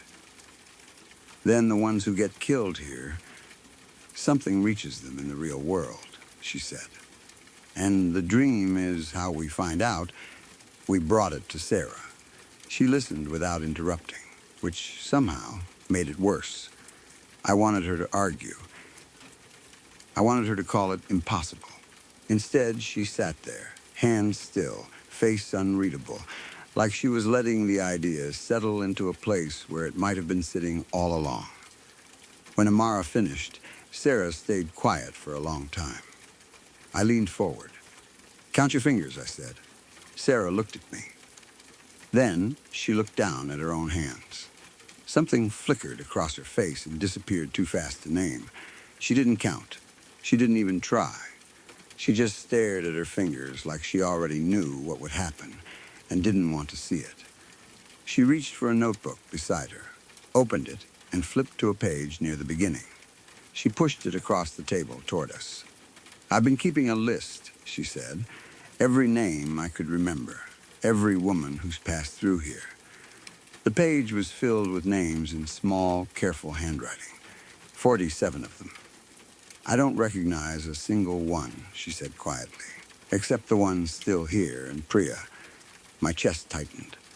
I wrote all of these down myself, she added. I know I did, and I can't remember a single one of them. No one spoke for a moment. The silence was heavy. Not the careful silence we used at night, but the kind that comes when a truth lands and everyone's brain pauses, like it needs time to decide whether to accept it. There has to be a way to wake up on purpose, I said. My voice sounded too loud in my ears, even though I was whispering. If we train ourselves to do it during the attack. When they come, we repeat the word awake in our heads, over and over, until something breaks through. Amara nodded slightly, watching me. The problem, I continued, is we can't open our eyes to check anything without giving ourselves away. So writing the word on our skin is a last resort. Something to look at if repeating it stops working. But the moment you open your eyes, you're visible to them. So it has to be the very last thing. Sarah watched me like she was measuring how much hope I was allowing myself. Why only during the attack? She asked. If we're dreaming right now, why can't we wake up now? Because right now it feels too real, Amara said. There's nothing to push against. The dream is stable. But during the attack, the fear creates a crack between the two layers. That's the only time the edge becomes reachable. She swallowed. It's why you can wake up from a nightmare when you almost never wake yourself from a normal dream. The intensity opens the door. Sarah leaned back slightly, eyes unfocused, as if she was remembering. In the beginning, we tried to fight, she said. Stay loud. Resist. Every time we did, more of them came. Faster. like something was adjusting. She paused. I used to think they were hunting us. Something in her tone changed. She folded her hands together on the table. Tight. I'm not sure I still think that. None of us asked what she thought instead. I didn't want to hear it. We wrote "wake" on the inside of our left wrists with black marker. The letters looked too bold, too confident, like they belonged on someone who had control. I kept turning my wrist, staring at them like they might sink into my skin. Amara spent the days practicing. She'd sit with her eyes closed, breathing slowly, trying to hold two thoughts at once, the reality of the dream and the awareness that it was a dream. Like balancing on a thin rail. The goal was to not fall fully into it when the fear hit. 2 nights later, the alarm went off. The red light flooded the facility, turning everyone's skin into something sick and unreal. My body reacted instantly, heart hammering, muscles tightening as if I'd been punched. People moved fast and silent, already in motion before my mind caught up. I ran to my spot between the panels, pressed my back against the wall, closed my eyes, and held the word in my head like a prayer. Wake, wake, wake. They came in fast. The cold hit first, rolling through the room like someone opened a door to winter. Then the sound of them moving, that impossible multi-directional noise. Fear rose so quickly it felt clean, pure, like it burned away everything else. I repeated the word inside my head over and over. Wake, wake, wake. Nothing happened. Across the room, someone was being attacked. I heard it. I heard the start of a scream, and then the way it ended, abruptly, like a cord cut. The floor vibrated. Metal clanged. Another body. Another struggle. It sounded like the building was tearing itself apart. I kept repeating the word. My throat tightened. My stomach cramped. Still nothing. I didn't have much time left. I could feel something shifting toward me, fast and getting faster, like a decision being made. I had no choice. I opened my eyes just enough to glance down at my wrist. The letters were moving, not smearing, not fading, moving like they couldn't hold their shape in the air. My vision swam. My pulse roared in my ears. I forced the word again inside my head with everything I had left. Wake, wake, wake. Nothing. Something rushed toward me from across the room, closing distance too quickly.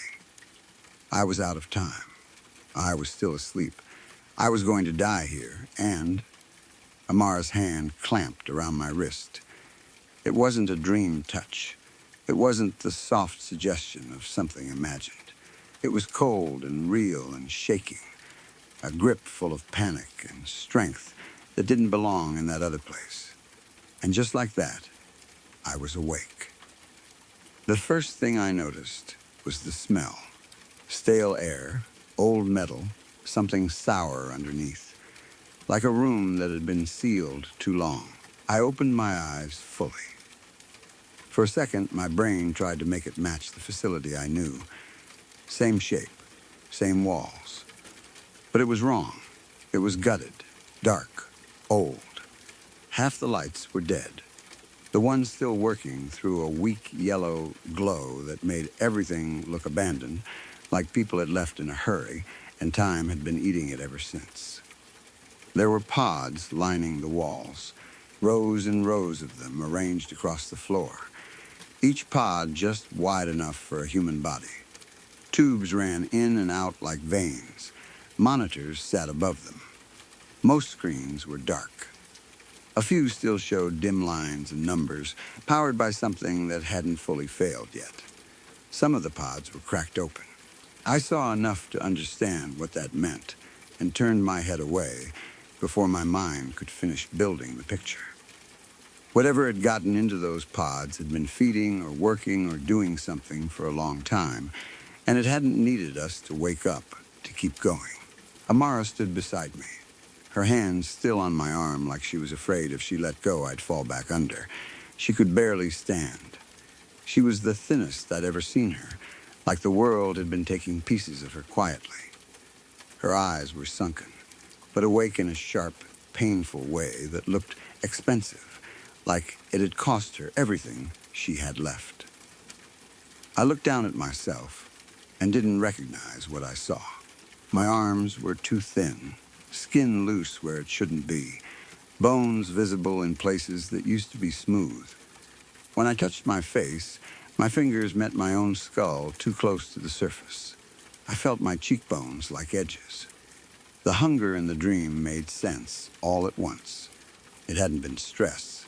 It hadn't been fear. It had been my body starving, while my mind hid in a story it could survive. All around us, other pods remained sealed.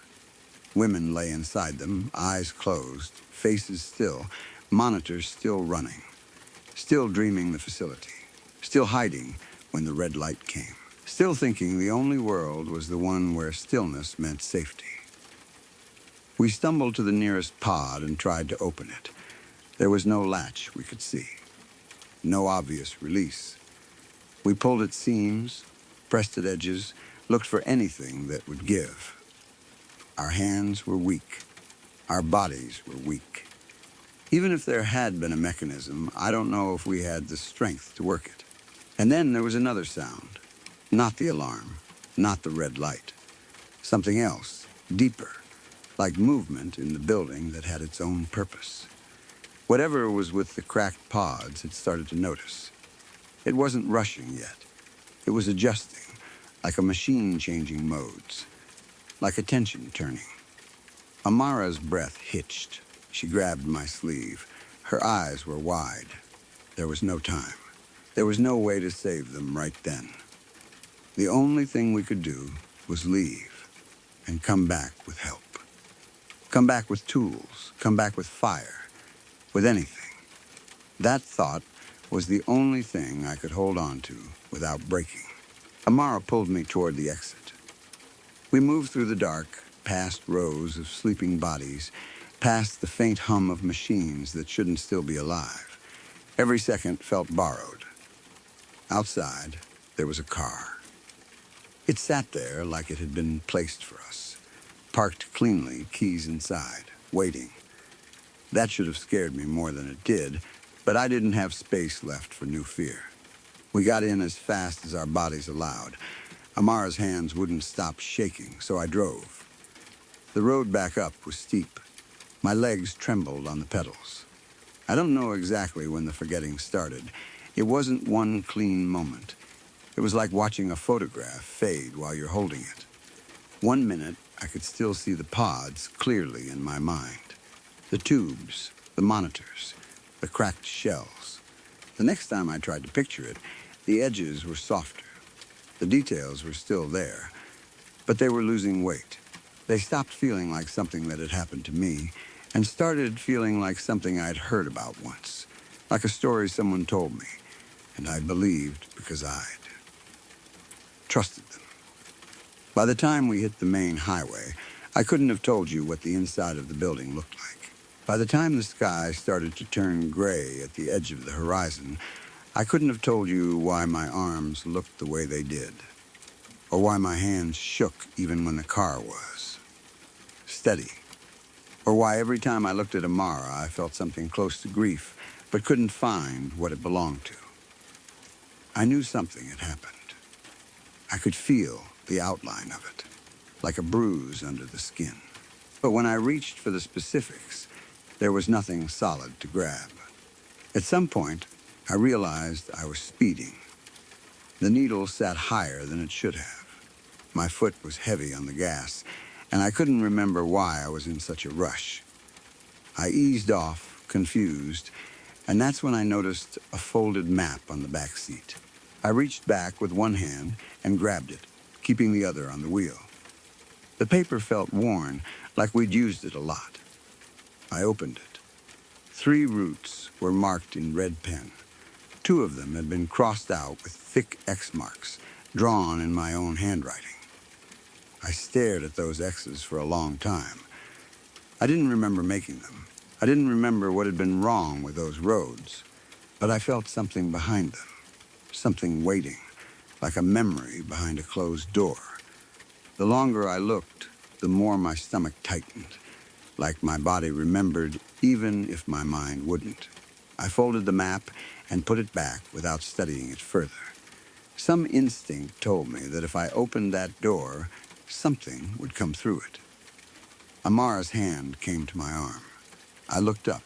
Down the highway, where the road curved and the tree line broke, a white light shone from somewhere underground. Steady. Electric. Impossible. I stared at it, and something deep in me said no. Something else said, keep going. The two feelings fought, and then the first one slipped away before I could hold on to it, like it wasn't allowed to stay. I glanced down at my hands on the steering wheel. For a second, it looked like I had 2 extra fingers. My heart jumped, and then, just as quickly, my mind smoothed it over. Exhaustion, I told myself. Bad light. Stress. Anything but the truth. Amara and I looked at each other. Neither of us spoke, and we drove in. Story 5. Putting this into words might be one of the worst choices I ever make. But if I don't let it out while I'm awake, I'm scared it will come out in some other way when I'm asleep. I'm writing this as calmly as I can, mostly for my own sanity, because once I start thinking about it too hard, I can feel my body tighten like I'm about to be pulled back into something. My life hasn't been easy. I don't say that for sympathy. I say it because it matters, because it explains why my mind works the way it does, and why my memories feel like someone dumped a box of photos on the floor and then shuffled them around with their foot. If my feelings and memories aren't lying to me, and I've had plenty of moments where I honestly can't tell, I've lived through a lot of family trauma. Enough that my brain did what brains do sometimes. It hid things from me, or scrambled them, or locked them in a place I can't reach on command. This isn't a story about that trauma. Or at least it isn't only about that. It's more like the trauma is the background noise, the constant hum in the walls, and this other thing is the sound that cuts through it. The one you can't ignore, the one that changes the air in the room. Because of everything that happened when I was little, I don't have many clear memories from before I was about 11, and the ones I do have are not in order. They come as small pieces, a smell, a corner of a room, a feeling in my chest. I can't always tell what year a memory belongs to. I can only guess the age I might have been based on what I looked like, or where we lived at the time. Almost all of my early memories are like that. Almost all. There is one memory that stands out as different. It doesn't feel like a piece of something. It feels like the first page in a book, like the beginning of a chapter that never ended. It's the first memory I can recall having in my entire life, and the weird thing is that it wasn't from real life. It was from a dream. A short, vivid dream that I'm convinced was my first dream. In the dream, I'm moving down the basement stairs in my parents' house, not walking like a normal person, scooting like a little kid does when the stairs feel too tall and too dark. The dream starts with me already partway down, and I remember the darkness on that staircase, like it had weight. The air felt cooler as I went lower, and I could feel long carpet strands brushing my legs. That detail is so clear it almost makes me sick now, because I can still feel those carpet fibers in my mind, like thin fingers. When I reached the bottom, I was in our finished basement. It wasn't an unfinished concrete space. It was a real room, carpeted, with furniture and storage like most basements. The stairs didn't go straight down into the room. They turned at the bottom, and the turn created this bend where you couldn't see everything from the stairs. In the dream, I could see light coming from around that bend. Just a small patch, like a spotlight. Then something happened, that felt normal inside the dream, even though it doesn't make sense when I say it out loud. My point of view started drifting. It was like my body had stopped mattering. My vision slid around the wall at the bottom of the staircase, as if I wasn't walking anymore, as if I had become a floating camera. It moved around the corner until the open area of the basement came into view. High up near the ceiling, there was a basement window, the kind that sits close to the ground outside, so it's level with the ceiling inside. Daylight was coming through it in a single bright strip and landing on the carpet. In that light, I could see dust. Not just dust like you know it's there, but dust you can actually watch, floating and turning slowly like tiny insects made of gray powder. My eyes followed those particles, locked into that patch of light, and for a moment, the dream felt quiet and almost peaceful. Then I noticed something in the middle of the light. It was small, smaller than me.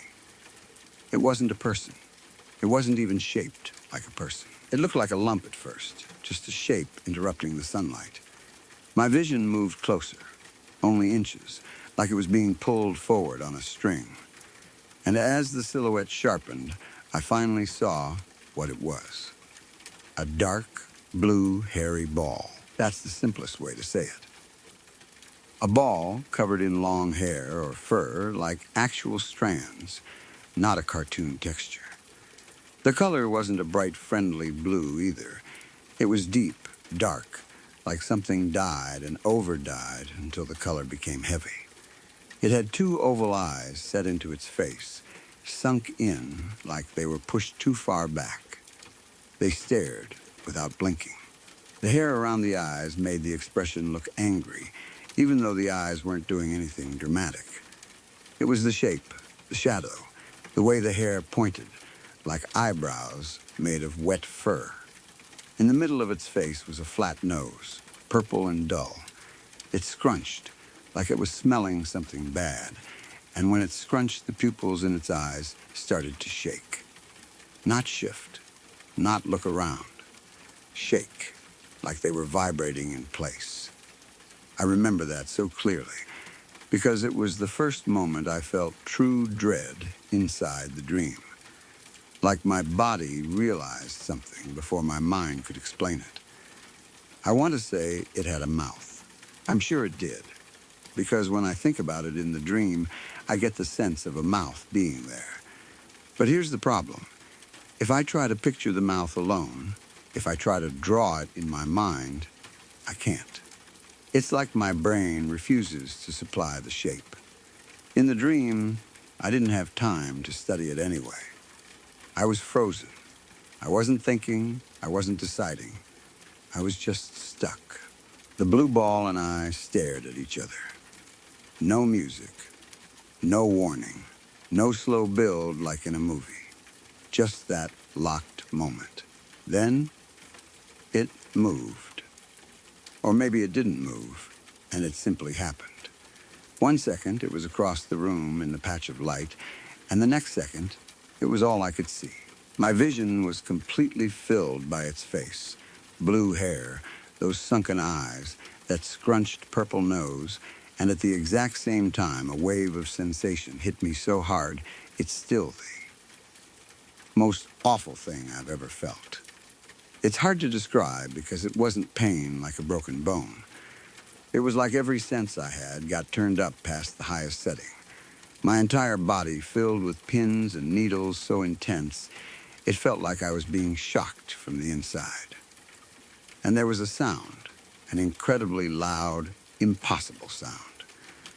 I can't tell you what it was like because it wasn't like a scream or a siren. It was unthinkable, the kind of noise you feel more than hear. It hit me like pressure, like my skull was going to split, like my nerves were being scraped raw. And all I could see was that face. That's where the dream ends, at least as far as I remember. I don't remember waking up. I don't remember crying or calling out. I just remember that dream cutting off like someone yanked a cord from a wall. And that wasn't the last time I saw it. After that, I would have dreams that included the blue ball.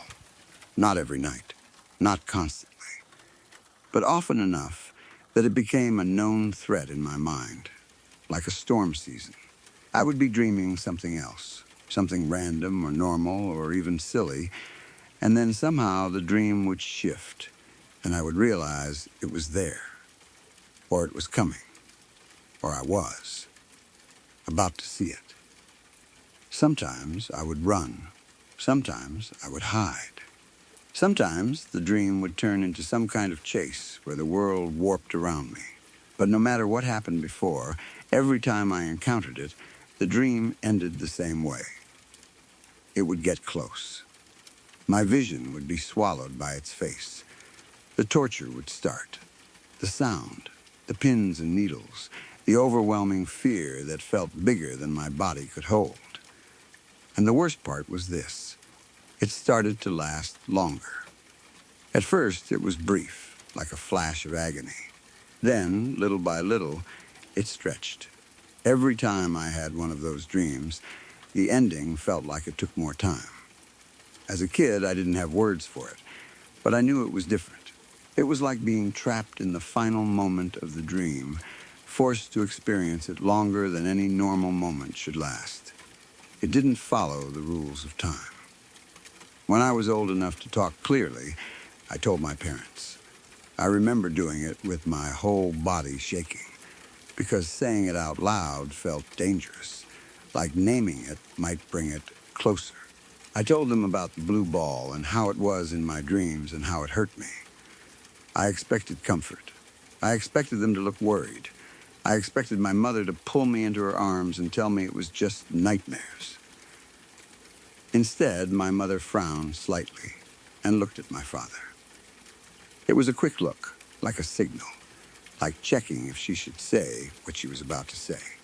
Then she turned back to me and spoke in this calm, smooth voice that still makes my stomach turn when I think about it. "We threw away blue ball," she said, like she was talking about an old toy we'd outgrown. "When you used to misbehave, we would bring out blue ball and shake it in front of your face." She said it like it was nothing, like it was normal parenting, like it was a funny memory. Then she added, "We probably shouldn't have done that. That wasn't something parents should do. It's okay. If we still had blue ball nowadays, you'd think it was hilarious. I was too young to understand how wrong that was. I didn't understand that it meant they had used something to scare me on purpose. I didn't understand how that could leave a mark in a child's brain. I didn't understand why she could say it so gently, like it was a bedtime story. I just stood there, trying to hold on to the idea that if they threw it away, it should be gone. But it wasn't gone. The nightmares continued for years. They came and went, sometimes in clusters, sometimes spaced out enough that I'd start to think maybe I was finally done with it. Then it would return. The same eyes, the same face filling my vision, the same impossible sound and crawling electricity in my skin. Eventually I hit puberty, and the dreams started to fade. Or maybe I just got older and my brain found new ways to bury things. Either way, the blue ball stopped showing up. The fear softened into something dull and distant, like a scar you only notice when you press on it. My memory of it faded too, the way old nightmares do. For a while, I could almost convince myself it had been just a weird childhood phase, like being scared of the dark or the closet. Then, one night, it came back. It was the night before an 8th grade track meet. I remember that detail because it anchors everything else. I remember the nervous excitement about the meet, the way I wanted to do well, the way I wanted to sleep so I'd have energy. That evening, my mom and I were watching The Muppets on TV before bed. I don't even remember the exact episode. I just remember the colors and the faces and the way their eyes looked. Something about them must have sparked something in my mother, because she brought up blue ball out of nowhere. I can't tell you what she said word for word. I just remember it had that same tone as when she told me as a kid, like it was amusing, like it was harmless, like it was a joke in our family history. Then, she gave me melatonin so I would sleep well for the meet. I don't blame melatonin for what happened, but I remember thinking later, with this sick anger in my chest, that it felt like she had handed me the key to a door I didn't want opened. That night, I dropped into a dream that felt heavier than normal dreams. It didn't have the light, shifting feeling of something your mind is making up as it goes. It felt like stepping into a place that already existed, a place waiting for me. I was standing in the middle of a wooden house. The floorboards were dark brown and stretched across the room until they met the walls. The walls were the same wood, like the whole house had been built out of old boards that had soaked up years of smoke and moisture. The room was dim and cluttered with random objects, shapes and stacks and furniture outlines, but I couldn't focus on them long enough to understand what any of it was. My attention kept sliding away, as if the dream didn't want me to examine the details. There were hallways on both sides of me, left and right. I picked one without thinking and started creeping down it. The wood beneath my feet made a whining sound, like the boards were complaining that I was there. The hallway opened into another room that was similar but not the same, as if the house repeated itself in different variations. Then, another hallway, another room, another turn. I wandered through that empty house for what felt like a full night's sleep. And the whole time I had this growing realization that the house wasn't normal. It didn't fit together. It was too big. The hallways bent in ways that didn't make sense. Rooms appeared where they couldn't possibly be. Distances stretched and folded. It was like the geometry of the place didn't care about reality. At some point, I found a room with a pit in the center. At first, it looked like a big hole in the floor, like a basement opening or a collapsed section. But as I stood there, it seemed deeper than any real pit could be. In the middle of the room, a wooden plank was laid across it like a cheap bridge someone threw down as an afterthought. The longer I stayed in that room, the larger the pit seemed to become. I watched it widen slowly, like an eye opening. The edges crept outward, eating the floorboards. I backed up instinctively, but it kept growing until it stretched from wall to wall. Soon there was no way around it. The only way across was the plank, and the plank was barely wide enough for my foot. I stood at the edge, staring down into the darkness. It wasn't like looking into a normal dark space. It didn't have a bottom. It didn't even have the feeling of depth you can measure. It was a pure absence, like the room had been cut open into nothing. I tried to breathe. I tried to steady myself. I placed my left foot on the plank, testing it, then lifted my other foot. As soon as I did, pressure filled my head. That's the best way I can explain it. A physical pressure, like hands pressing on my temples from the inside. I aimed my raised foot toward the plank, shaking, trying to focus on the small strip of wood and not the hole. I glanced down again, and the pit seemed to get bigger. Only it wasn't the pit. It took me a moment to understand, because my body was still reacting like I was about to fall. But the pit wasn't expanding. My vision was moving. It was panning downward, slowly sliding into the hole like a camera being lowered on a cable. I tried everything. I tried to jump back. I tried to fly. I tried to do that thing you do in some dreams where you force yourself awake.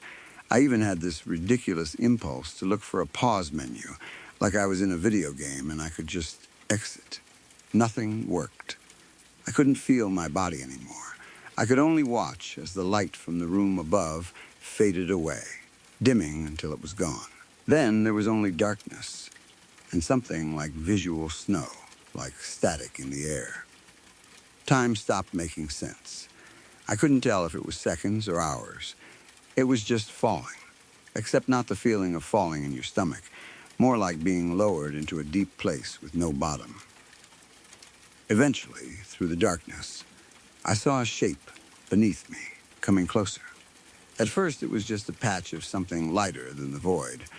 As my viewpoint dropped faster, it became clearer. And then, I was standing on it. A perfect square of floorboards. There were no walls, no ceiling. Just that square of wood, lit as if it were under normal bright light, floating in a huge black nothing. The air, or whatever passed for air, was silent in a way that felt aggressive. Not peaceful, not calm, more like the world had been muted. I walked to the edge and waved my hand out over it. Nothing. Endless abyss. My skin prickled like it could sense the drop, even though my eyes couldn't measure it. Then my gaze was pulled downward, as if something had grabbed my attention and forced it into place. Two eyes. Far down in the dark, wicked and familiar, like someone had taken the memory of my childhood nightmare and placed it in the bottom of the universe. I recognized them instantly. The way you recognize a face you've never wanted to see again. Panic took over. I started jumping, hard, over and over, trying to get away from that square, trying to climb into the air through sheer will. And the dream obeyed in the worst way. Each jump lifted me higher, like gravity had decided to cooperate, and soon I was moving upward in big leaps, like I was flying by repeating the motion of jumping. I looked down. The square of floorboards was gone, swallowed by the void. But the eyes were still there. They didn't shrink the way they should have. They stayed fixed in my vision, as if distance didn't matter to them. I jumped harder, flailing, desperate. Above me, faintly, I could see the opening of the pit I had been lowered through, like a bright wound in the darkness. I reached toward it, my hand stretched out, fingers spread, and for a moment it felt like I might actually get out. But my upward motion slowed as I got close, as if I had hit invisible, thick air. I rose until I was just within arm's length of the opening, and then I couldn't rise any higher. I strained. I kicked. I pushed. Nothing. And then, the opening started to rush away from me. Not slowly, not gently. It snapped backward like someone had pulled it on a string. My body dropped. That sick falling feeling hit, but worse, because I was falling toward something I already knew. The eyes grew larger and larger in the dark, rushing up at me. Closer. Closer. Closer. Then everything was blue. My vision was instantly filled by the face of the blue ball, the same way it had been in that first dream. And the torture slammed into me, stronger than I remembered. Every nerve in my body felt electrified. The pins and needles weren't just painful, they were unbearable, like my skin had turned into a live wire. That impossible sound returned, pressing into me from every direction. Horror poured through me like a chemical, like something flooding my bloodstream. The discomfort didn't peak and stop. It rose and rose, like a volume knob being turned with no limit. I could feel myself breaking under it, like my mind was bending in ways it wasn't supposed to bend, just to survive the sensation. I couldn't look away. I couldn't blink it off. I was stuck staring at it, trapped in that close-up, as if the blue ball had become the whole world. And it lasted. It lasted so long that the earlier part of the dream, the wooden house, the endless rooms, the pit, the floating square, started to feel like it had happened weeks ago. The torture became the only thing. I lost track of time completely. It felt like many nights of sleep piled on top of each other, like I was trapped in a loop of endless waking up into the same moment. Eventually, at some point I can't place, I woke up. I didn't spring up like in movies. I didn't sit straight up gasping. I just came back to myself in my bed like someone slowly turning the lights on. My body felt wrecked, not just emotionally, physically, like I'd been tensed for hours, like I'd run until I collapsed. For the next couple of days, I carried this lingering discomfort under my skin, like my nerves were still buzzing and sore. Even normal sensations felt wrong, like my body was remembering something it shouldn't. Time passed, as time does. That dream blurred at the edges.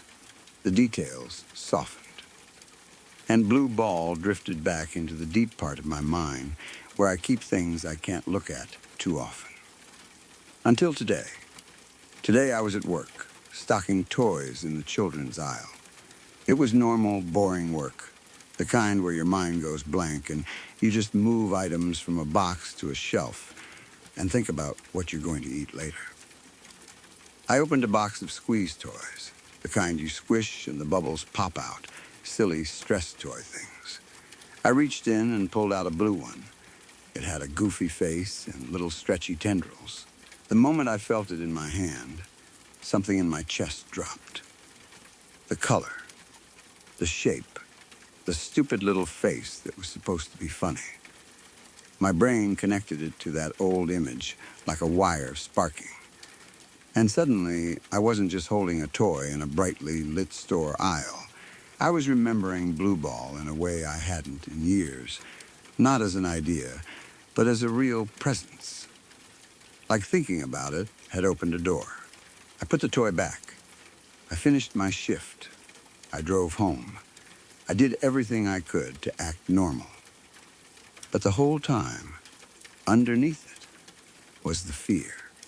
Now I'm lying in bed, writing this, because I'm scared to close my eyes. I'm scared that by remembering it, by touching something blue and round and ridiculous, I've invited it back. I'm scared I'll fall asleep and find myself in that place again, and that Blue Ball will do what it always does, and that I'll be trapped in that endless rising pain for days or weeks inside a single night.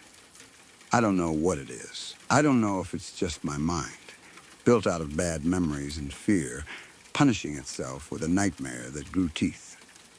I don't know if it's something else. I only know that it feels real when it happens. And the feeling stays in my body after I wake up, which is the part that makes it hard to dismiss. My only hope is that putting this into words will take some of its power away. That saying it clearly, in plain language, will make it smaller. That dragging it into the light will keep it from waiting for me in the dark. But I won't know if it worked until tomorrow morning.